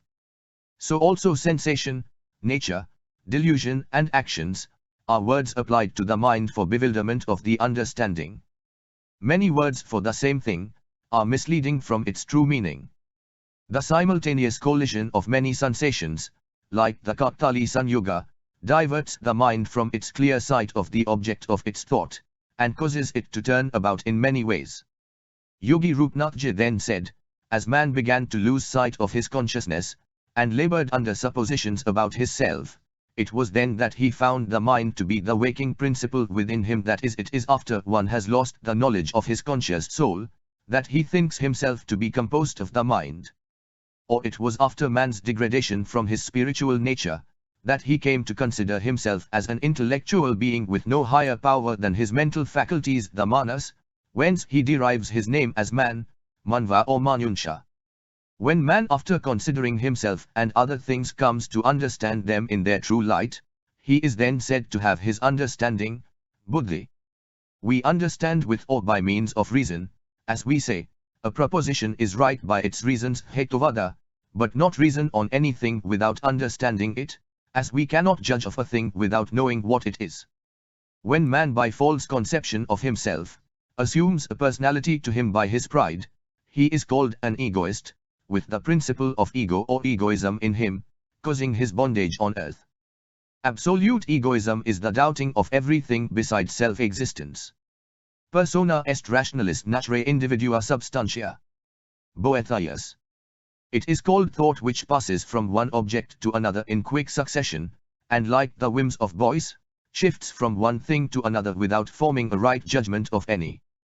Thoughts are fickle and fleeting, and flying from one subject to another, without dwelling long upon any. The mind is identified with acts, done by the exercise of a power immanent in itself as the agent, and the result of the actions, whether physical or moral, good or bad, recurs to the mind in their effects. The mind is the agent and recipient of the effects of all its various internal and external actions, such as right or wrong, virtuous or vicious, praiseworthy or blamable, perfect or imperfect, and the like.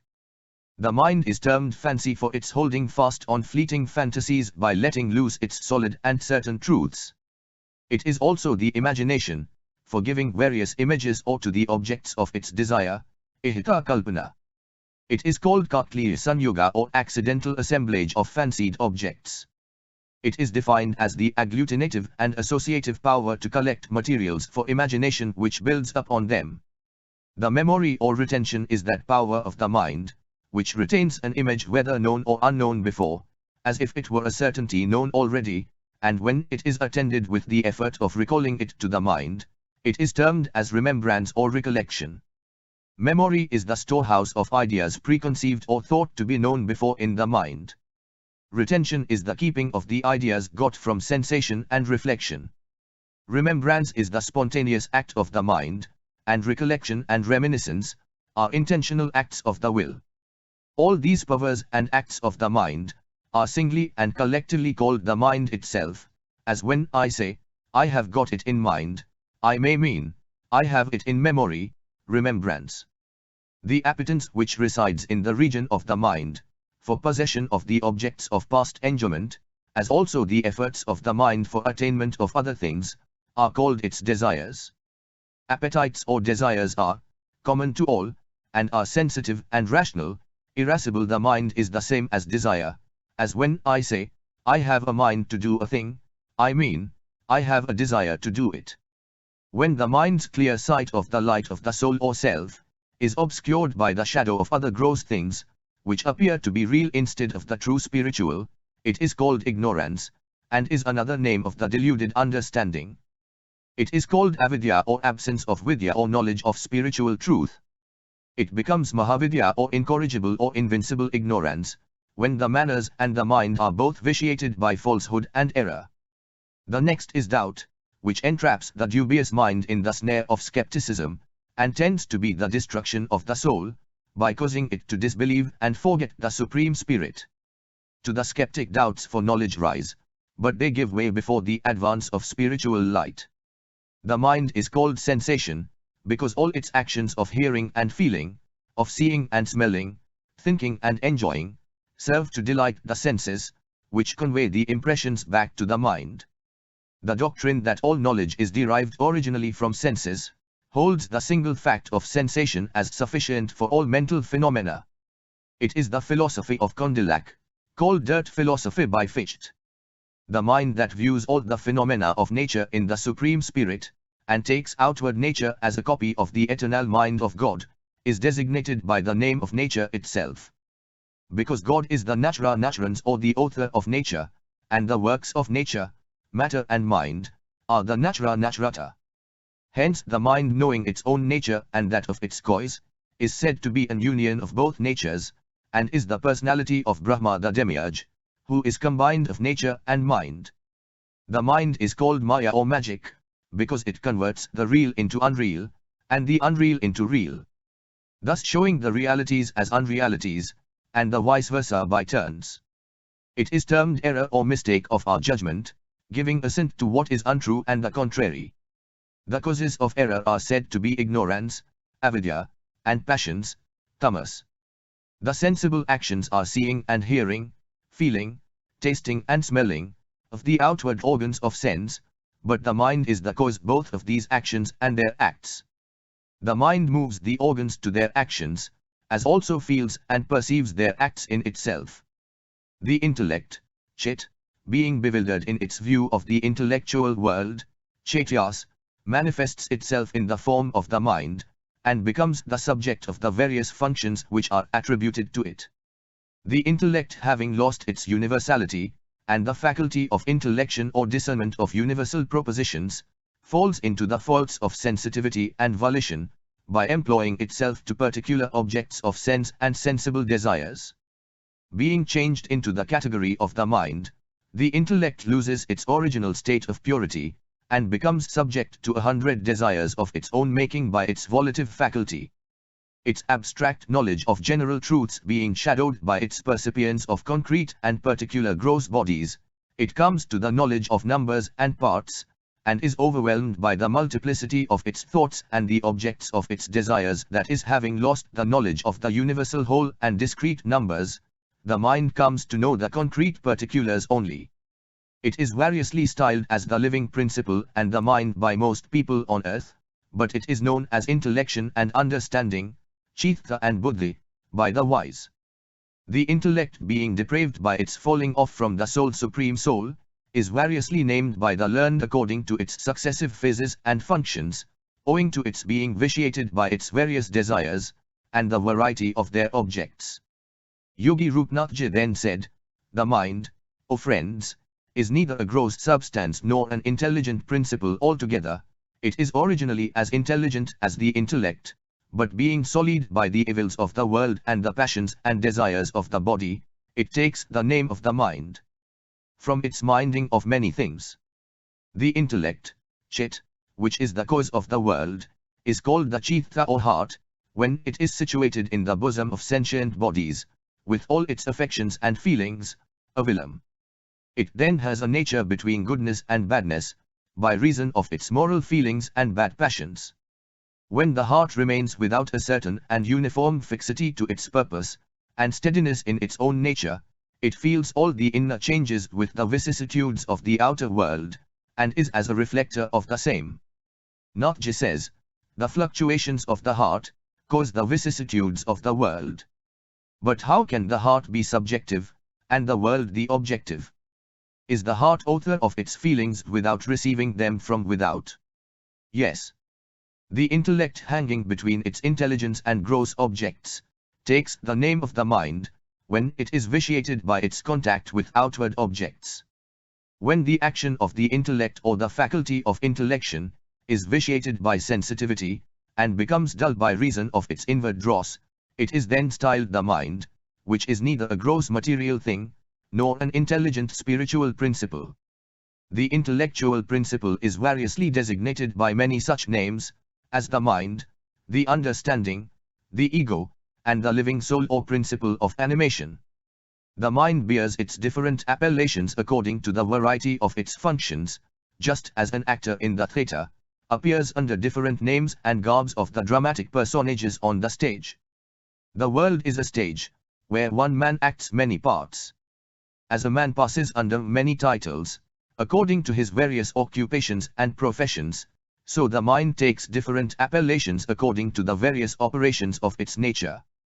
Thus one man is a scholar, a householder, an officer, a subject and many others at once. Besides the names that I have mentioned regarding the mind, the disputants in mental philosophy have invented many others agreeably to their diverse theories. They have attributed to the mind many designations, according to the views in which they design to exhibit its nature, such as some calling it the intellect, another the understanding, the sensation and so forth.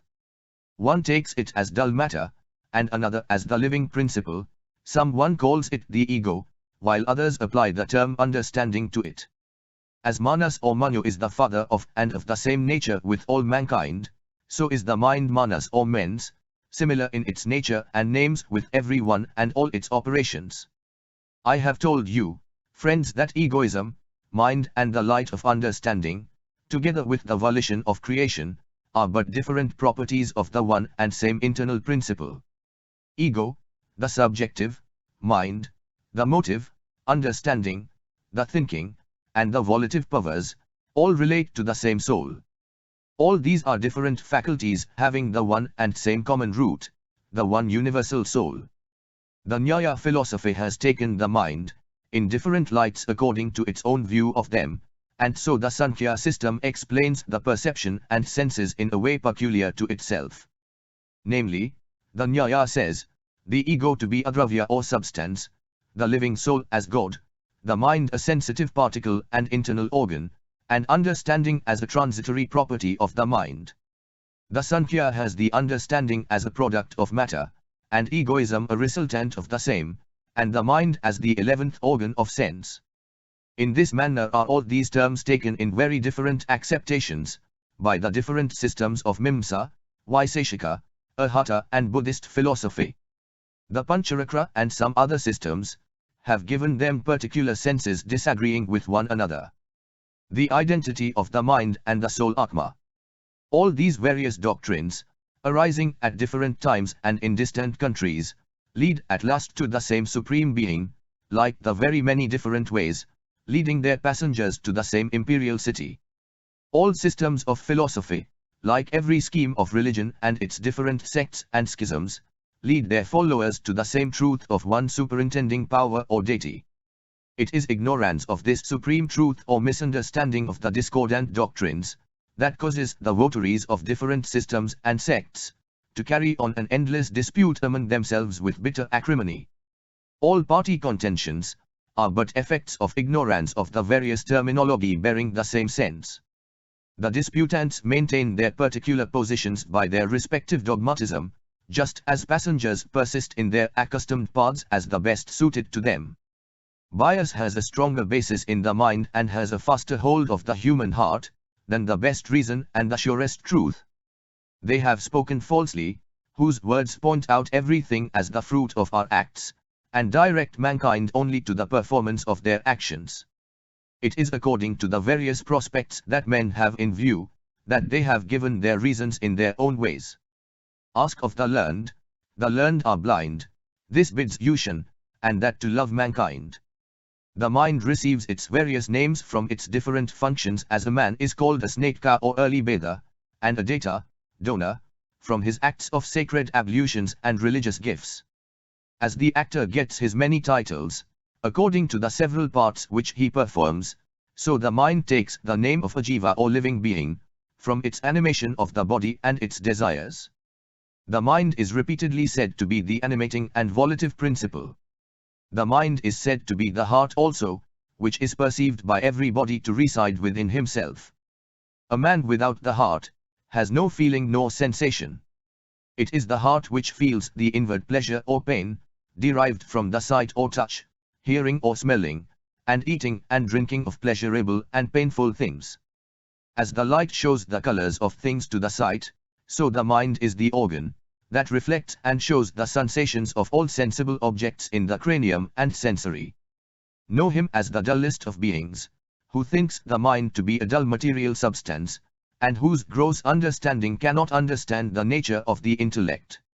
The mind is neither intelligence, chetna, nor inert matter, jada. It is the ego that has sprung amidst the various joys and griefs in this world. The pure intelligence knows no pleasure nor pain, but the mind, which is the same with the conscious ego, is subjected to both in this world. The mind, which is one with the divine intellect that is sedately fixed in the one Brahma, perceives the world to be absorbed into itself, but being polluted with matter, like fresh water with soil, it falls into the error of taking the world for real.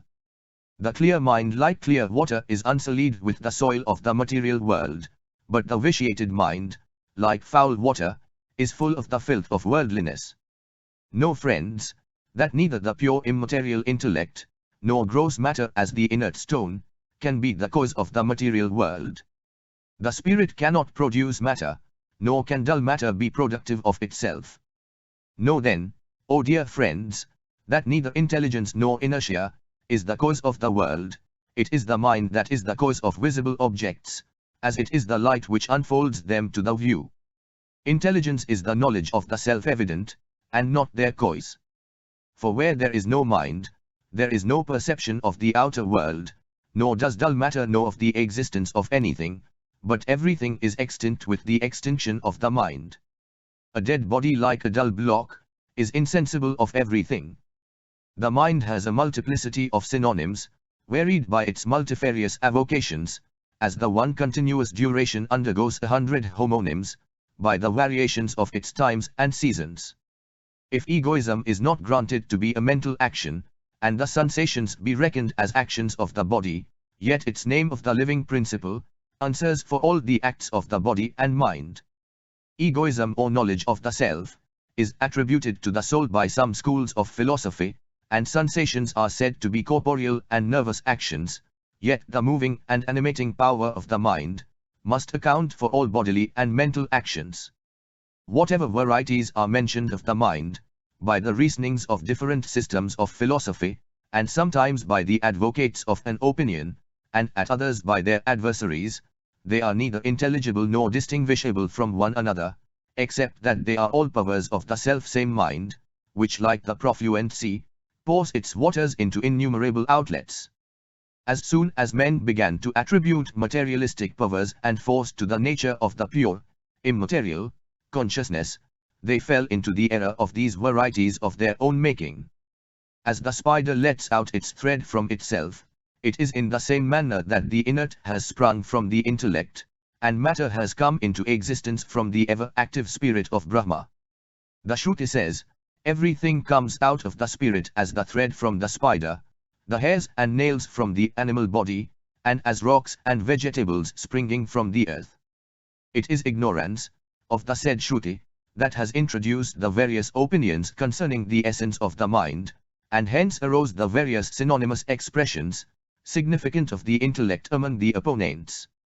The same pure intellect is brought to bear the different designations of the mind, as understanding, living principle and egoism, and the same is expressed in the world by the terms intelligence, heart, animation and many other synonyms, which being taken as expressive of the same thing, must put an end to all dispute.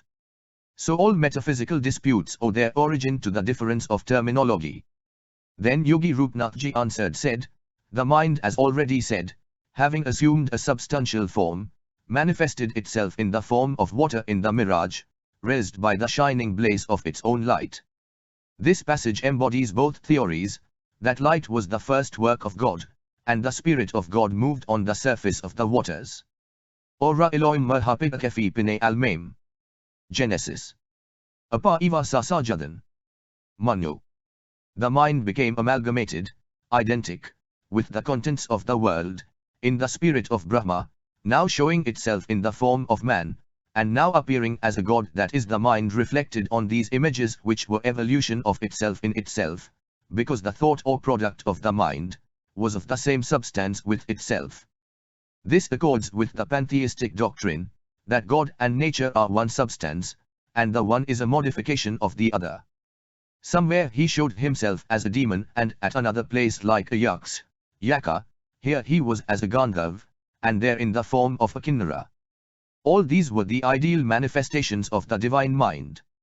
The vast expanse of the mind was found to comprise in it the various tracts of land, and the pictures of many cities and habitable places. Because the mind is the reservoir of all their images.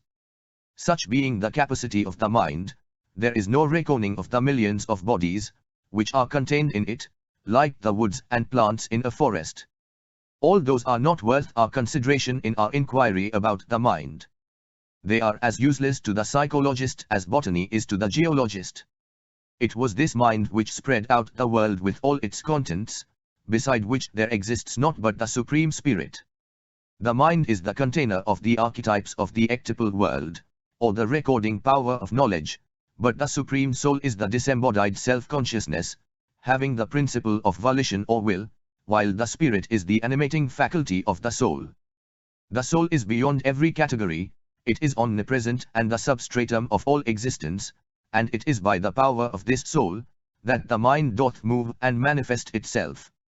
The mind is the soul incorporated with bodies, but the soul is quite apart from these. The mind is known as the cause of the body, which is work of the mind. It is born and becomes extinct with the body, which the soul does not, nor has it any such quality which belongs to the mind. The mind is found by right reasoning to be a perishable object, and no sooner doth it perish, than the living soul succeeds to obtain its final liberation. For the desires of the mind are the bondage of its transmigration, but the dissolution of the mind with its desires secures its liberation. Volition and velleity are the active and inactive acts of the mind for its eternal bondage. After decadence of the mental desires, there is no more any exertion for acts. This state is called the liberation of living souls, from their release from trouble and care, and the mind thus released, never comes to be born and die again. Free from desire, is freedom from deadly sin. Yogi Rupnathji says, "Know, friends, that there are three spheres of the infinite vacuity, at immense distances from one another, and these are the intellectual, mental, and the physical spheres. These spheres are common to all mankind, and are spread out everywhere, and they have all sprung and come to being from the essence of the Chit or divine intellect. The first is the space of divine infinity, the second is the spaium dunamia or potential space and may be filled by bodies, and the third is the place energia or actually occupied by bodies. That space which is both in the inside and outside of everything, and denotes its occupation or otherwise by some substance or its absence, and pervades through all nature, is called the inane sphere of the intellect. That is called the sphere of the intellect, which embraces all space and time, which has spread out the other spheres, and which is the highest and best of all. The physical sphere contains all created beings, and extends to the circuit of the 10 sides, all about and above and below us. It is a continued space filled with air, which supports the clouds and waters above the firmament. Then the vacuity of the mental sphere, which has also sprung from the intellectual sphere, has likewise the intellect for its cause like the others, as the day is the source of all works and animal activities. Here the word works has the double sense of the works of creation, which were made in the weekdays, and the daily works of men and their religious duties, all which are done in the daytime. The night being the time to sleep. The vitiated intellect which views itself as a dull thing, amidst the gross material objects of the physical sphere, the same is termed the mind, which thinks of both spheres, whence it is born and where it is placed. T is for the understanding of the unenlightened, that I have made use of the metaphor of the spheres, because figures are used for the instruction of the unenlightened and not to lighten the enlightened. These serve for ocular demonstrations in mathematical and not in metaphysical sciences.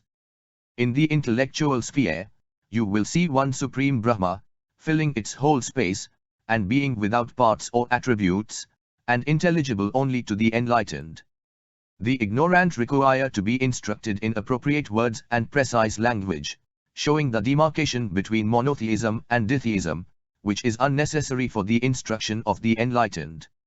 I have contrived to explain to you the nature of divine knowledge, by the parable of the three spheres, which will enlighten you as long as you are in dark on the subject. The intellectual sphere being obscured by ignorance, we are led to look into the mental and physical spheres, not knowing that they are as delusive as the sunbeams in a mirage, and as destructive as the flames of a conflagration. The pure intellect being changed to the state of the changeful mind, takes a debased figure, and then being confounded in itself, weaves the magic web of the world to entangle itself in the same. The ignorant that are guided by the dictates of their perverted minds, know nothing concerning the nature of the intellect, which is identical with the Supreme. So the witless that unwittingly take the white shells for bright silver, are seen to labor under their delusion, until they are freed from it, by the clear light of their understanding. Whatever may be the origin and nature of the human heart, which some take for the mind, it should be always inquired into in seeking out one's own liberation.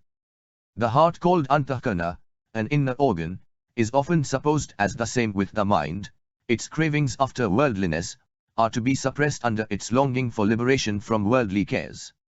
The heart being fixed in the Supreme, becomes purified of its worldly desires and attachments, and then, O friends, it perceives that soul in itself, which transcends all imaginations of the mind. Kalpanas are imaginary attributes of God in the mind, who can only be seen in the heart.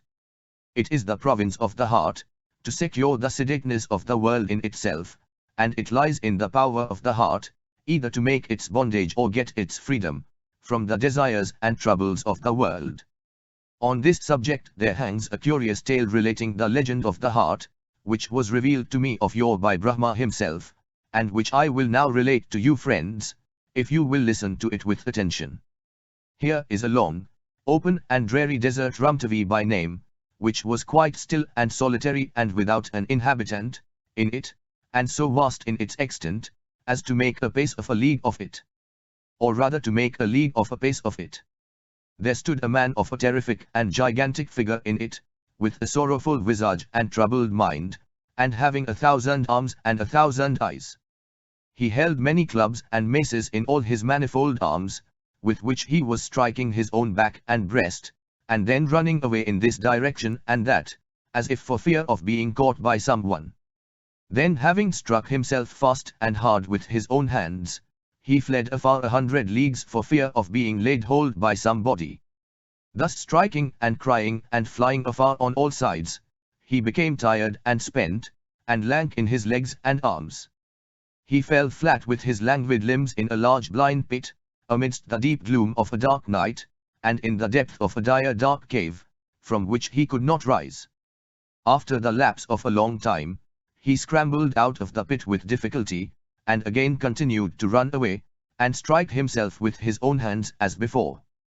He ran again a great way, till at last he fell upon a thorny thicket of karanja plants, which caught him as fast in its brambles, as a moth or grasshopper is caught in a flame.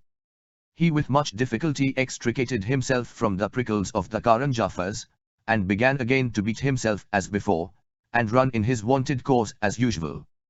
Having then gone a great way off from that place, he got to a grove of plantain arbor under the cooling moonbeams, where he sat for a while with a smiling countenance.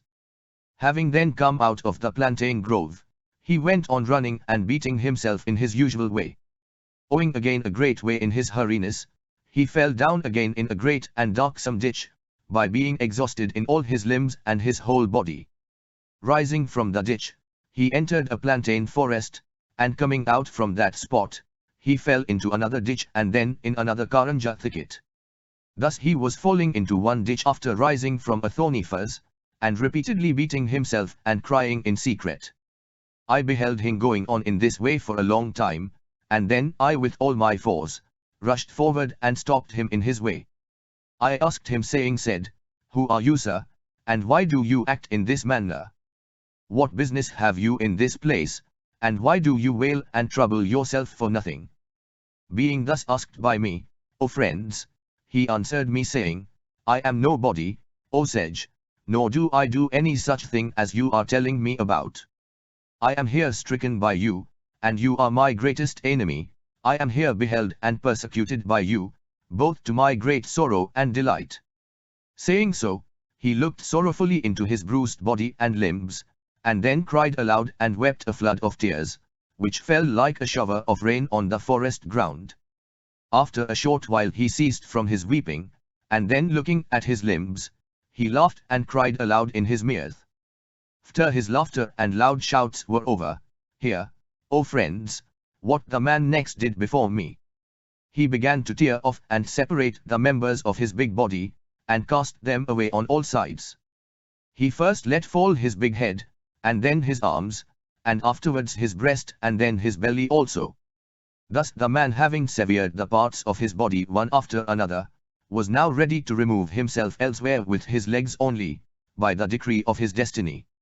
After he had gone, there appeared another man to my sight, of the same form and figure with the former one, and striking his body himself as the other. He kept running with his big legs and outstretched stout arms, until he fell into the pit, whence he rose again, and betook to his flight as before. He fell into a pond again, and then rose and ran with his body ringing with pain, falling again in hidden caves, and then resorting to the cooling shade of forest trees. Now ailing and now regaling, and now torturing himself with his own hands, and in this way I saw him for some time with horror and surprise in myself. I stopped him in his course, and asked about what he was doing, to which he returned his crying and laughter for his answers by turns. Finding at last his body and limbs decaying in their strength, he thought upon the power of destiny, and the state of human lot, and was prepared to depart. I came again to see another succeeding him in the same desert path, who had been flying and torturing himself in the same way as the others gone before him. He fell in the same dark pit in his flight, where I stood long to witness his sad and fearful plight. Finding this wretched man not rising above the pit for a long time, I advanced to raise him up, when I saw another man following his footsteps. Seeing him of the same form, and hastening to his impending fall in the doleful pit, I ran to stop his fate, by the same query I made to the others before. But, O friends, the man paid no heed to my question and only said, "You must be a fool to know nothing of me. You wicked Brahman," he said to me, and went on in his course, while I kept wandering in that dreadful desert in my own way. I saw many such men coming one after the other to their unavoidable ruin, and though I addressed to all and every one of them, yet they softly glided away by me, like phantoms in a dream. Some of them gave no heed to my saying, as a man pays no attention to a dead body, and some among the pitfallen had the good fortune of rising again. Some among these had no egress from the plantain grove for a long while, and some were lost forever, amidst the thorns and thistles of Karanja thickets.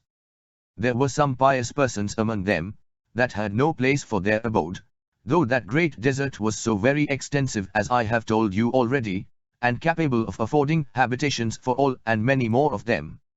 This vast desert is still in existence, together with these sorts of men therein, and that place is well known to you, friends, as the common range of mankind. Don't you remember it now, with all the culture of your mind from your early youth? Oh, that dreadful desert is this world, filled with thorns and dangers on all sides. It is a dark desert amidst a thick spread darkness, and nobody that comes herein finds the peace and quiet of his heart, except such as have acquired the divine knowledge, which makes it a rose garden to them.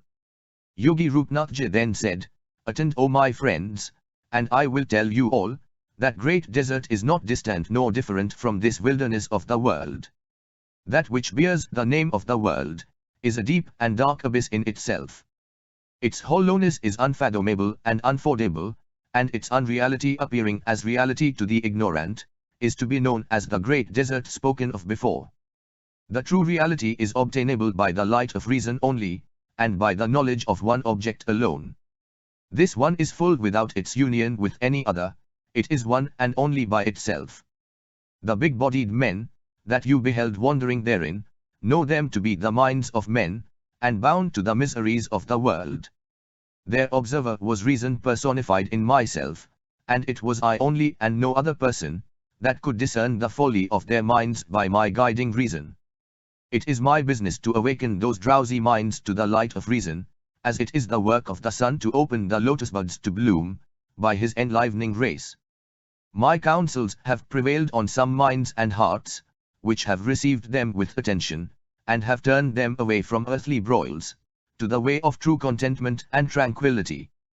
But there were others that paid no attention to my lectures through their great ignorance, but fell down into the pit, upon being chid by me with reproofs and rebukes. Those deep and dark pits were no other than the pits of hell, and the plantain groves of which I have told you, were the gardens of paradise. Know these to be the seats of those minds which long for heavenly joys, and the dark pits to be the abode of hellish hearts, which can never get their release from those darksome dungeons. Those who having once entered the plantain grove, do not come out any more from it, know them to be the minds of the virtuous, and fraught with all their virtues. Those which having fallen into the Karanja thickets, were unable to extricate themselves from the thorns, know them to be the minds of men, that are entangled in the snares of the world. Some minds which were enlightened with the knowledge of truth, got released from the snares, but the unenlightened are bound to repeated transmigrations in different births. The souls which are subjected to metempsychosis, have their rise and fall in repetition, from higher to lower births, and the vice versa likewise. The thick thicket of Karanja brambles, represents the bonds of conjugal and family relations. They are the source of various human desires, which are springs of all other woe, difficulty and dangers. The minds that have been confined in the Karanja bushes are those, that are repeatedly born in human bodies, and are repeatedly entangled into domestic attachments from which all other animals are quite at large. O friends, the plantain grove which I told you was cooling with moonbeams, know the same to be the refreshing arbor of heaven, which gives delight to the soul. Those persons are placed here, who have their bodies fraught with virtuous deeds and edified by persevering devotion and austerities, and whose souls are elevated above others. Those ignorant, thoughtless and unmindful men, that slighted my advice, were themselves slighted by their own minds, which were deprived of the knowledge of their own souls and of their reason. Those who told me, we are undone at your sight, and you are our greatest enemy, were demented fools, and melting away with their lamentations, for having disregarded my counsels. Those who were loudly wailing, and let fall a flood of tears in their weeping, were men who bitterly deplored in their minds for being snatched from the snare of pleasures, to which they had been so fondly attached. Those having a little sense and reason, but not arriving to the pure knowledge of God, were bitterly complaining in their hearts, for being obliged to forsake their fond enjoyments of life. Those who came to their understanding, now wept over the pains which they had inflicted on their bodies, for the supportance of their families, and were grieved in their minds to leave behind the objects of their care, for whom they had taken such pains.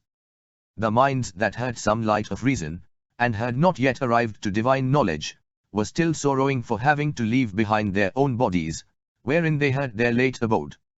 Those who smiled in the cheerfulness of their hearts, were men who had come to the light of reason, and it was their reason which gave consolation to their hearts. The reasonable soul that is removed from its bondage of the world, exults with joy in its mind, to find itself liberated from the cares of life. Those men who laughed to scorn their battered and shattered bodies, were glad to think in their minds, how they got rid of the confines of their bodies and limbs, the accomplices of their actions. Those who laughed with scorn to see the falling members of their bodies, were glad to think in their minds, that they were no better than instruments to their various labors in the world. Those who had come to the light of reason, and had found their rest in the supreme state of felicity, looked down with scorn upon the former abodes of their meanness from a distance. The man who was stopped by me on his way and asked with concern, about what he was going to do, was made to understand how the power of wisdom could outbrave the desperate. The weakened limbs, that gradually disappeared from sight, meant the subjection of the members of the body, under the control of the mind, that is freed from its venality of riches. The man that is represented with 1,000 arms and eyes, is a symbol of the covetous mind, which looks to and longs after everything, and wants to grasp all things, as with so many hands. The ambition of Alexander is described to count the spheres, and grasp the earth and heaven in his arms. The man that was striking himself with his blows, meant the torments which a man inflicts on his own mind, by the strokes of his anxieties and cares. The man who had been running away with striking hard blows upon his body, signified how the mind runs all about, being lashed at every moment by the strokes of his insatiate desires. The man that afflicts himself by his own desires, and then flies to this way and that, signifies his fool-heartedness to hunt after everything, and be a runaway from himself. Thus every man being harassed by his ceaseless desires, pants in his mind to fly to his Maker, and set his heart to yoga meditation. All these ceaseless woes are the making of one's own mind, which being worried at last by its incessant anxieties, strives to retire from them, to find its final repose in yoga. The mind is entrapped in the net of its own wishes, as the silkworm is entwined in the cocoon by the thread of its own making. The more is the mind of man afflicted by troubles, the more busily is it employed in its foibles, just as a boy indulges himself in his playfulness, unmindful of the evils waiting upon it. The mind of man is in the same plight as that of the foolish ape, which in striving to pull out the peg of a half-split timber, lost its life by the smashing of its testes in the crevice. No flight can release the mind, unless it is practiced to resignation, restrained from its other pursuits, and constrained to the continued practice of pious meditation, which can only relieve its sorrows. It is the misjudgment of the mind, that is the cause of accumulated woes, which increase in height as the peak of a mount, so it is the government of the mind which melts our woes, like the hoarfrost under sunbeams. Accustom your mind to the righteous ways pointed out by the Sastras in all your lifetime. Restrain your appetites, and govern your passions, and observe the taciturnity of holy saints and sages. You will at last arrive to the holy state of holies, and rest under the cooling umbrage of holiness, and shall no more have to grieve under the calamities which betide all mankind. Yogi Rupnathji then said, I have told you of the origination of the mind from the essence of the Supreme Being. It is of the same kind, and yet not the same with its source, but like the waves and waters of the sea. The mind being but an attribute of the divine soul. The minds of the enlightened are not different from the divine mind, as those that have the knowledge of the community of waters, do not regard the waves to differ from the waters of the sea. The minds of the unenlightened are the causes of their error, as those not knowing the common property of water, find a difference in the waters of the waves and the sea. It is requisite for the instruction of the unlearned, to acquaint them of the relation between the significant words and their significations, as the relation of water between the waves and the sea. The Supreme Brahma is omnipotent, and is full and perfect and undecaying forever. The mind has not the properties that belong to the omnipresent soul. The Lord is almighty and omnipresent, and distributes his all-diffusive power, in proportion as he pleases to everyone he likes. Observe, dear friends, how the intellectual powers are distributed in all animated bodies, in their due proportion, and how his moving force is spread in the air, and his immobility rests in the rocks and stones. His power of fluidity is deposited in the water, and his power of inflammation is exhibited in fire, his vacuity is manifested in vacuum, and his substantiality in all solid substances. The omnipotence of Brahma is seen to stretch itself to all the 10 sides of the universe, his power of annihilation is seen in the extinction of beings, and his punishment is evident, in the sorrows of the miserable. His felicity is felt in the hearts of the holy, and his prowess is seen in the persons of giants, his creative power is known in the works of his creation, and his power of destruction in the desolation of the world, at the end of the great Kalpaj. Everything is situated in Brahma, as the tree is contained in the seed of the same kind, and afterwards develops in its roots and sprouts, its leaves and branches, and finally in its flowers and fruits. The power called the living principle, is a reflection of God, and is of a nature between the thinking mind and dull matter, and is derived from Brahma. The nature of God is unchangeable, although it is usual to attribute many varieties to him, as we call the same vegetable by the different names of a germ, a sprout, a shrub, a plant and a tree at its different stages of growth. Know, friends, the whole world to be Brahma, who is otherwise termed the ego.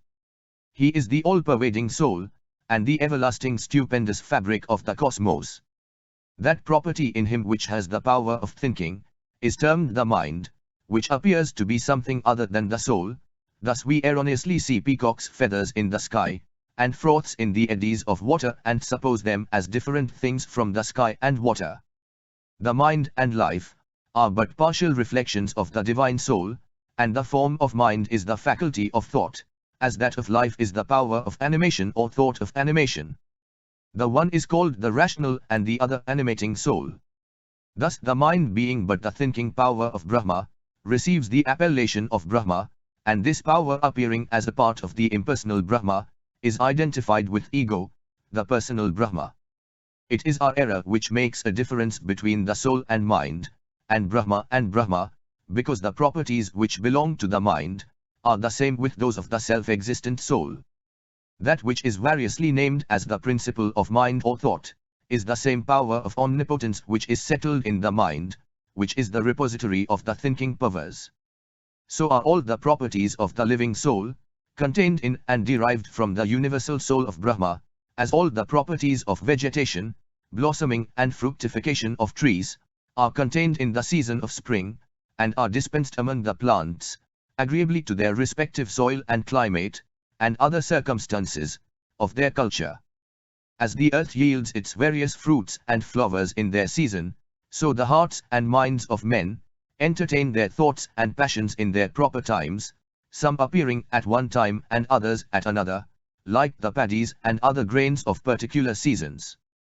And as the earth produces its harvests, according to their particular soil and season, so the heart and mind exhibit their thoughts and feelings of their own accord, and not caused by another. The numbers and forms which convey determinate ideas, as distinguished from others of the same kind, as the figures in arithmetic and geometry, are all expressed in words coined by the mind from the mint of the mind of Brahma, the original source of ideas. The mind adopts the same image as the reflections which it receives from without, or the thoughts and imaginations it forms of itself, and as the instance of the Aindava brothers, serves to support this truth, of the double power of intuition and perception of the mind, to see into its own inner operations, and receive the impressions from without. The animating principle, Jiva-Zoa, which is the cause of this creation, resides in the Supreme Spirit, like the fluctuation which is seen in the unagitated waters of the oceans. The intelligent soul sees these hosts of creation to be moving in the essence of Brahma, as he beholds the innumerable waves, billows and surges of the sea, rolling on the surface of the waters. There is no other reality that bears a name or form or figure or any action or motion except the Supreme Spirit, in which all things move about as the waves of the sea water, and which is the real source of the unreals. As the rising and falling and continuation and disappearance of waves occur on the surface of the sea by the fluctuation of its waters, so the creation, sustentation and annihilation of the universe take place in Brahma, by the agency of Brahma himself. It is by the inward heat of his spirit, that Brahma causes this world to appear as a mirage in himself, and whatever varieties it presents in its various scenes, they are all expansions and manifestations of the divine spirit. All causality and instrumentality, and their resultants as well as the production, continuance and destruction of all things, take place in Brahma himself, beside which there is no other cause whatever. There is no appetence nor pleasure, nor any desire or error in him, who relies his dependence in the Supreme, for how can one have any desire or error in himself who lives in the Supreme Self, who is devoid of them? The whole is a form of the Supreme Soul, and all things are but forms of the same, and the mind also is a form of it, as a golden ornament is but a form of the gold. The mind which is ignorant of its supreme origin, is called the living soul, which from its ignorance of the Supreme Soul, resembles a friend who has alienated himself from his true friend. The mind which is misled by its ignorance of the all-intelligent God, to imagine its own personality as a reality, is as one who believes his living soul to be the production of vacuum, or as something produced from nothing. The living soul, although it is a particle of the Supreme Soul, shows itself in this world as no soul at all, but a form of mere physical vitality. So the purblind see two moons in the sky, and are unable to distinguish the true moon from the false one. So the soul being the only real entity, it is improper to speak of its bondage and liberation, and the imputation of error to it, is quite absurd in the sight of lexicographers, who define it as infallible. It is a wrong impression to speak of the bondage of the soul, which is ever free from bonds, and so it is untrue to seek the emancipation of the soul, which is always emancipate. Yogi Rupnathji answered said, it is a false conceit of the ignorant to imagine its bondage, and their imagination of its emancipation is equally a false conception of theirs. It is ignorance of the Smritisastra that causes one to believe in his bondage and emancipation, while in reality there are no such things as bondage and liberation.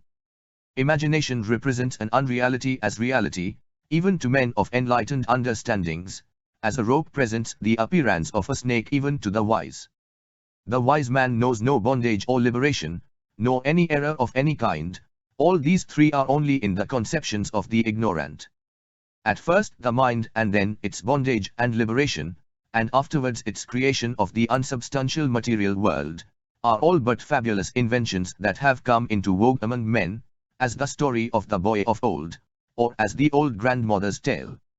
Yogi Rupnathji then said, there were once on a time, some 3 high-minded and fortunate young princes, in a desolate country, who were noted for their virtues and valor.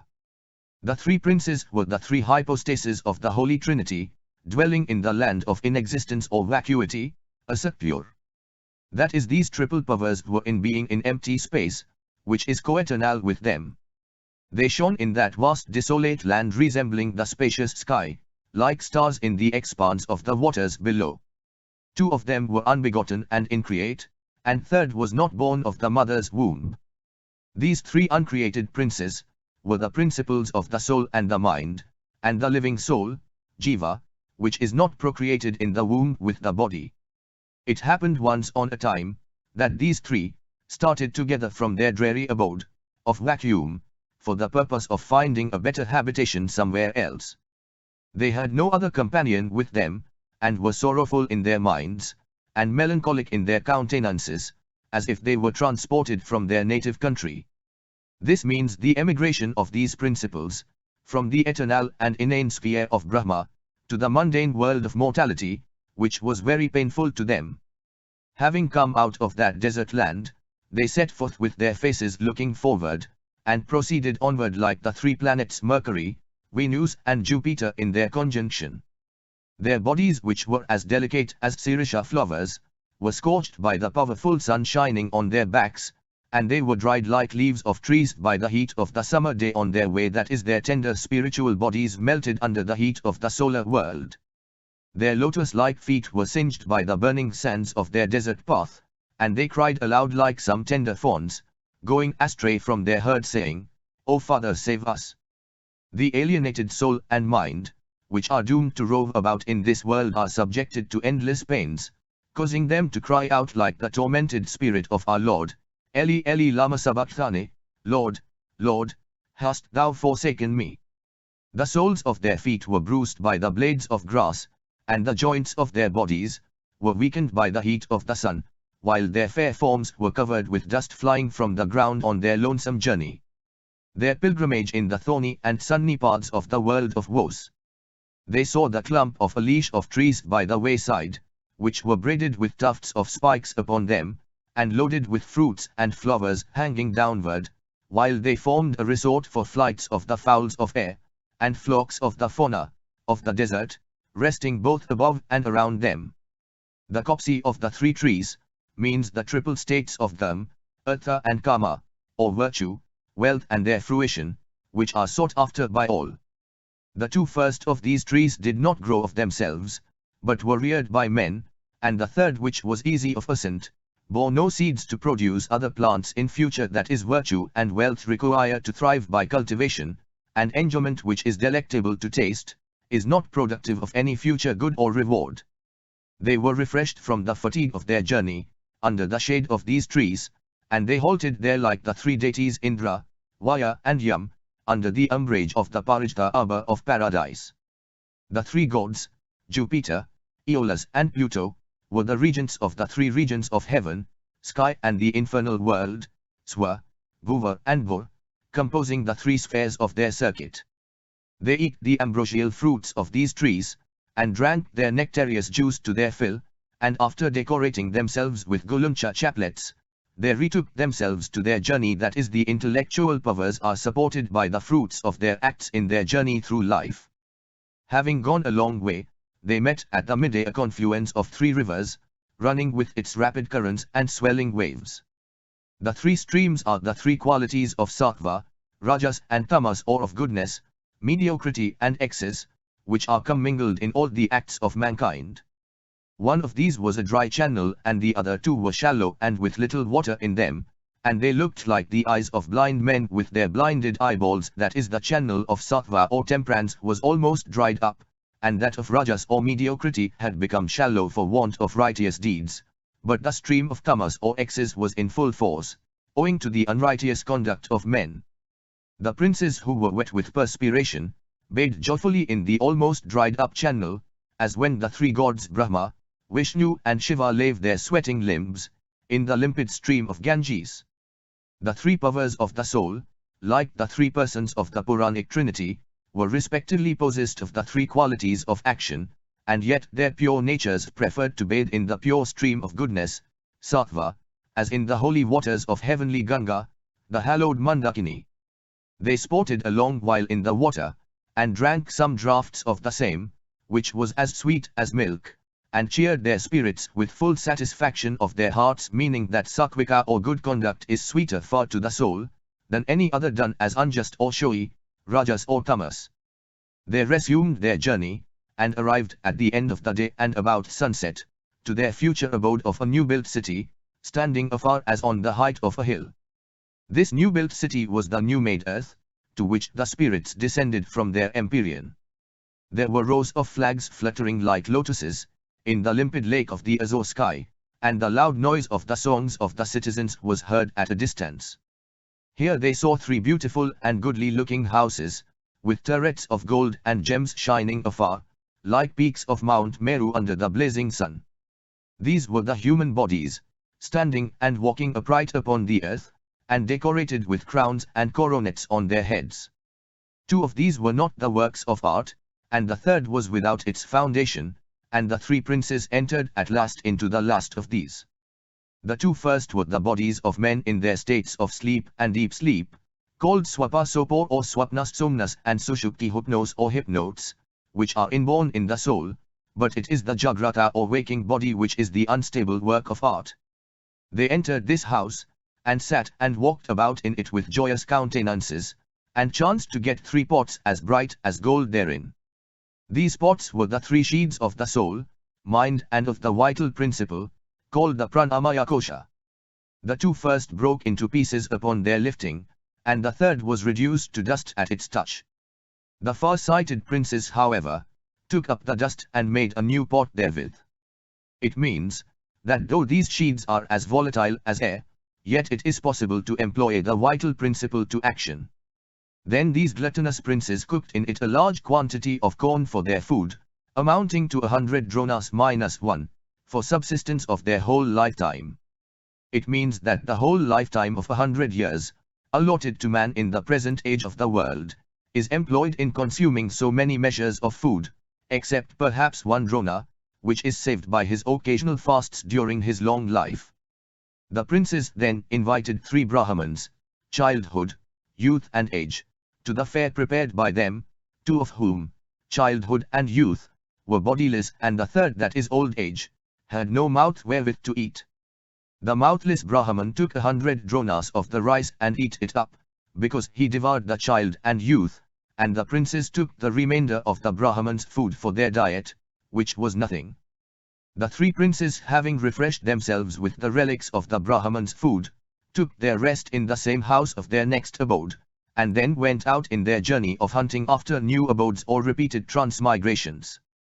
Thus I have related to you, O friends, the whole of the story of the boy and princess. Now consider well its purport in your mind, and you will become wise thereby. After the nurse had finished her relation of the pretty parable, the boy seemed glad at what he had heard, though it is plain without understanding its import. I have told you this story, O friends, in connection with my lecture on the subject of the mind, and it will serve to explain to you the fabrication of the mind of this imaginary being of the world. It is the representation of the various thoughts and ideas of our minds, which exhibit themselves to view, according to the notions we have of them in our states of bondage and liberation, that is our bondage to gross bodies, exhibits them in their grosser form, and our liberation from the materialistic, shows them in their subtle and immaterial shapes. Nothing is really existent except the creations of our imagination, and it is our fancy which fashions all the objects in their peculiar fantastic forms.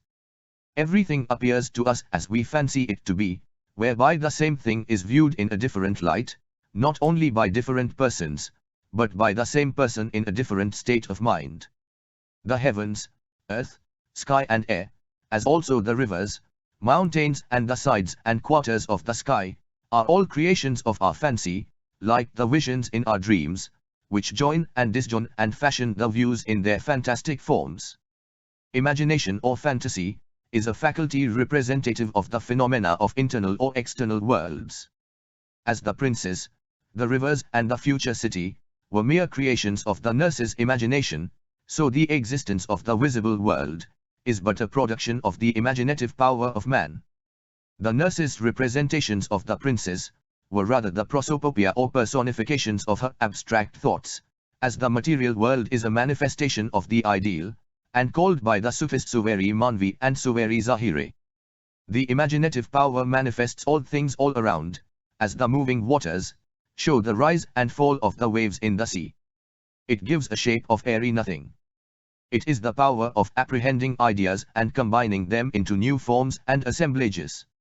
It was this imaginative power of God which raised the ideas of things in his omniscient and all-comprehensive soul, and these ideals were afterwards manifested as real by his omnipotence, just as things lying in the dark are brought to view by the light of the day. Imaginatio est re corpore figurum contemplare. Descartes and Addison. It is a lively conception of the objects of sight. Read. It recalls the ideas by its reproductive fancy, and combines them by its productive power. Know hence, O friends, the whole universe to be the network of imagination, and your fancy to be the most active power of the mind. Therefore repress the thickening phantoms of your fleeting fancy, and obtain your tranquility by your sole reliance on the certainty of the immutable soul of souls. Retire the world shut out, imagination's airy wings repress, call thy thoughts home and Young's night thoughts. Yogi Rupnathji then said, the ignorant are subject to errors caused by their false fancies, from which the wise are entirely free, and they by imagining and attributing perishable properties to the imperishable soul, beguile themselves like children, by taking their dolls for men. It is the attributing of sensible properties to the conscious soul. The soul by its continued association with unreal and perishable things, thinks itself as one of them, and takes upon it the title of an unreal and perishable egoism, as a boy by association of his thoughts imagines a false apparition to be a real ghost. Egoism and twoism and suism means the personality or personal reality of the three persons I, thou and this, aham, tvam and sa, which in all systems of mystic philosophy, is denied of all finite beings. The absolute ego is the supreme soul, and all other souls are but reflections of it. All things being situated in one absolute reality, it is hard to account for one's personal egoism, and to say how and whence this conception came to be in vogue. The impersonal and universal soul is the true ego, and has no personal existence whatever. In fact, there is no egoism beside that of the Supreme Soul, and yet is the nature of the injudicious to make a difference of a finite and infinite ego, and of a mortal and immortal soul, as we see two streams of water in the sunbeams in a sandy desert. The human soul is no other than a particle of the Supreme. The mind is a spacious mind, of richest gems, in this extensive creation, and depends for its support on the Supreme Soul, as the waves are dependent on the waters of the sea, for their rise and subsistence. The mind is the individual soul, but the soul is the universal and undivided spirit, and opposed to the European doctrine of the mind's being a generic and the soul an individual name. Therefore give up, O friends, your erroneous view of the reality of the world and your reliance on the baseless fabric of the universe, and rely with delight on your judicious view of the true substratum and support of all. Inquire now into the nature of truth, with a rational understanding, and being freed from all error and bias, discard all that is false and untrue. The idea of Thritheism and faith in the mystic number 3, is as deeply rooted in the Hindu mind. Why do you think the unconfined soul to be confined in the body? It is vain to suppose the nature of the infinite soul to be confined in any place. To suppose the one as many, is to make a division of and create a variety in the nature of the Supreme Spirit. Again, the divine essence being diffused alike in all, it cannot be said to be confined in one thing and absent in another. The body being hurt, the soul is supposed to be hurt likewise, but no pain or hurt or sickness of any kind can appertain to the unchanging soul. The body being hurt or weakened or destroyed, there is no injury done to the soul, as the bellows of the blacksmith, being burned, the wind with which it was filled, escapes unconsumed. Whether the body lasts or falls, it is of no matter to us, since the soul survives its loss, as the flower being destroyed, deposits its fragrance in the air. Let any pain or pleasure befall on the body, as dewdrops falling on lotus leaves, it can affect us no more than it is for the fading lotus, to affect or afflict in any manner the flying and aerial bee. Let the body rise or fall, or fly in smoke and mix with the air, these changing forms of it can have no effect whatever on the soul. The connection of the body with the soul is like that between the cloud and the wind, and as that of the lotus with the bee. The former is moved and alighted upon by the latter, and not that the latter is preserved by the former. If the mind, which forms a part of all living bodies, is not affected by bodily pain, how is it possible that the primary power of intellect which resides in the soul shall ever be subject to death? If you know, O friends, the soul to be indestructible and inseparable from any place or person, what cause then can you have to sorrow for the supposed separation or disappearance of the all-pervading spirit? After destruction of the body, the soul flies from it, to abide in the infinite space of empty air, like the wind mixing with the air after dispersion of the clouds, and the bee flying to it after the lotus has faded away. The mind also is not relaxed with all its enjoyments of life, unless it is burned down by the knowledge of truth. Why then speak of the annihilation of the soul? The connection of the perishable body and imperishable soul is analogous to that of a vessel and the fruit it holds, and of a pot and the air in it, that is of the container and the contained. The framework is fragile, but its component is infrangible. As a plum is held in the hand or it falls into a pit, so the vacuous soul is reposed in or deposed from the body. As a pot being broken, its vacuous part mixes with the air, so the body being dissolved, the soul remains unhurt in the empty space. The mind and body of living beings are apt to disappear at times from their habitations, and hide themselves under the shroud of death. Why then should we sorrow for such renegades? Seeing the death and disappearance of others at all times, no fool learns to think for himself, but fears to die like all ignorant fools. Therefore renounce, O friends, your selfish desires, and know the falsity of egoism. Forsake the bond of the body for flying upward, as a new-fledged bird flies above, and leaves its nest behind. It is an act of the mind, to lead us to good or evil, as it is another function of it, to fabricate the false fabric of the world like appearances in a dream. It is our incorrigible ignorance that stretches out these imageries for our misery only, and it is our imperfect knowledge which shows these falsehoods as realities unto us. It gives us a dim sight of things, as we view the sky obscured by a mist, and it is the nature of the mind to have an erroneous view of objects. The dull and unreal world appears as a reality to us, and the imaginary duration of the universe is as a protracted dream in our sleep. It is the thought or idea of the world that is the cause of its formal existence, as it is the blinking of the eye that shows 1,000 discs of the sun and moon in the clear sky.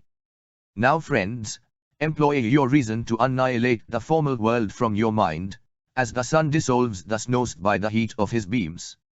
As one wishing to overcome his cold gets his object at sunrise, so he who wishes to demolish his mind, its errors, succeeds in it at the rise of his reason. As ignorance increases, so it introduces a train of impervious errors and evils. It spreads a magic spell around it, as Samvara the sorcerer showered a flux of gold dust about him. The mind makes the way to its own destruction by its worldliness, and acts the part of its own catastrophe or self-destruction by all its acts. The mind cares only for keeping itself from destruction, but it is a fool not to know beforehand its imminent death. The mind by its restless desires, hastens itself to a painful death, which reasonable are trying to avoid, by their government of the mind. It is not right to trouble the mind with worldly cares. The mind that is purified by reason, is purged from its volitions and nolitions, and resigns itself to the will of the divine soul, which is ever present before it. The curbing of the mind, is the magnanimity of soul, and gives rise to liberation from pain. Therefore try to restrain your mind, and not to give a loose rein to it. The world is a vast wilderness, full of the forests of our weal and woe, and beset by the dragons of disease and death on all sides. The irrational mind is as the rampant lord of the desert land, and drives us anon to all sorts of dangers and difficulties. As the sage ended his sermon, the day departed to its end, and the sun declined to the west to his evening service. The assembly broke after mutual salutations, and met again and greeted each other with the parting night and rising sun. This is the Brahma Muhurta or dawning daybreak at 4 a.m. Some minds are seen to break forth in passions like the torrents of oceans, and to heave and overflow on earth on every side. By the unrestrained rage of their appetites, they reduce the great to lowness, and exalt the low also to greatness. They make strangers of their friends, as also friends to strangers. Such is the changeful state of the human mind. The mind makes a mountain of a mote by its thought, and thinks itself a lord with its little of a trifle. These are those that are puffed up with vanity. Falsus honor juvak, non sed mendosum and mendacim. Horace. The mind being elated by the prosperity, which attends upon it by the will of God, spreads a large establishment for a while, and is then reduced to poverty in a moment at its loss. Fortuna nuncum perpetuo est bona, good luck lasts not forever. The highest spoke in fortune's wheel, may soon turn lowest. Fortuna transmutat incertos honors. Fortune is ever shifting her uncertain favors. Whatever things are seen in this world to be stationary or changeful, are all but accidents according to the state of viewing them in that light, just as a passing vessel is thought stationary by its passenger on board, but as moving by the spectators on the shore. The mind is so changeful by the influence of time, place, power and nature of acts and things, that it continually shuffles from one feeling to another, like an actor personating his many parts on the stage. It takes the truth for untruth and its reverse for certainty, so it takes one thing for another, and its joy and grief are all of its own making, that is the creations of its imagination. The fickle mind gets everything according to its own doing, and all the actions of our hands, feet and other members of the body, are regulated by the same. The mind is the mover of bodily organs. Hence it is the mind that reaps the rewards of good or evil according to its past acts, just as the tree bears its fruits, according as it is pruned and watered in time. Reap as you sow. As the child makes a variety of his toy dolls at home from clay, so the mind is the maker of all its good and bad chances, according to the merit or demerit of its past actions. Therefore the mind which is situated in the earthen dolls of human bodies, can do nothing of its own will, unless it is destined so by virtue of its former acts. The mind that moves the body, is itself moved by the destiny derived from its prior acts. As the seasons cause the changes in trees, so the mind makes differences in the dispositions of living beings. As many men so many minds, and hard to have two men of one mind. The mind indulges in its sport of deeming a span as a league, and vice versa of thinking a long as short, as in the case of the operations of our dreams and fancy. A kalpa age is shortened to a moment, and so is a moment prolonged to a kalpa, by the different modes of the mind, which is the regulator both of the duration and distance of time and place. The perceptions of the quickness and slowness of motion, and of much or little in quantity, as also of swiftness or tardiness of time, belong to the mind and not to the dull material body, though these sensations are derived by means of the bodily organs. So the feelings of sickness and error and of dolour and danger, and the passing of time and distance of place, all rise in the mind like the leaves and branches of trees. From its inborn perceptions of them. The mind is the cause of all its feelings, as water is the cause of the sea, and the heat of fire. Hence the mind is the source of all things, and intimately connected with whatever is existent in the world. The thoughts that we have of the agent, effect and instrument of things, as also of the viewer, view and the instrumentality of sight, all belong to the mind. The mind alone is perceived to be in existence in the world, and its representations of the forests and all other things are but variations of itself, so the thinking man sees the substance of gold only, in all its various formations of bangles and bracelets, which are taken for naught. All objectivity is dependent on the subjective mind, as there is no perception of an object independent of the mind. See identity of the subjective and objective in the pantheistic idealism of Spinoza. When the object is finished by chewing inside the mouth, then the object can be tasted. In the same way, I, my, you, your, all are absorbed, immersed, drowned in the omnipresent unique consciousness. To understand my point more clearly, I will now tell you a very important description, by which you can easily understand the complete mystery of this creation, says Yogi Rupnathji. Then Yogi Rupnathji said, Yogi Rupnathji says, one day while Krishna was playing with his small playmates, including Balram and other sons of the Gopas, all his friends came together and lodged a complaint to Mother Yasoda. Mother, they submitted, Krishna has eaten earth.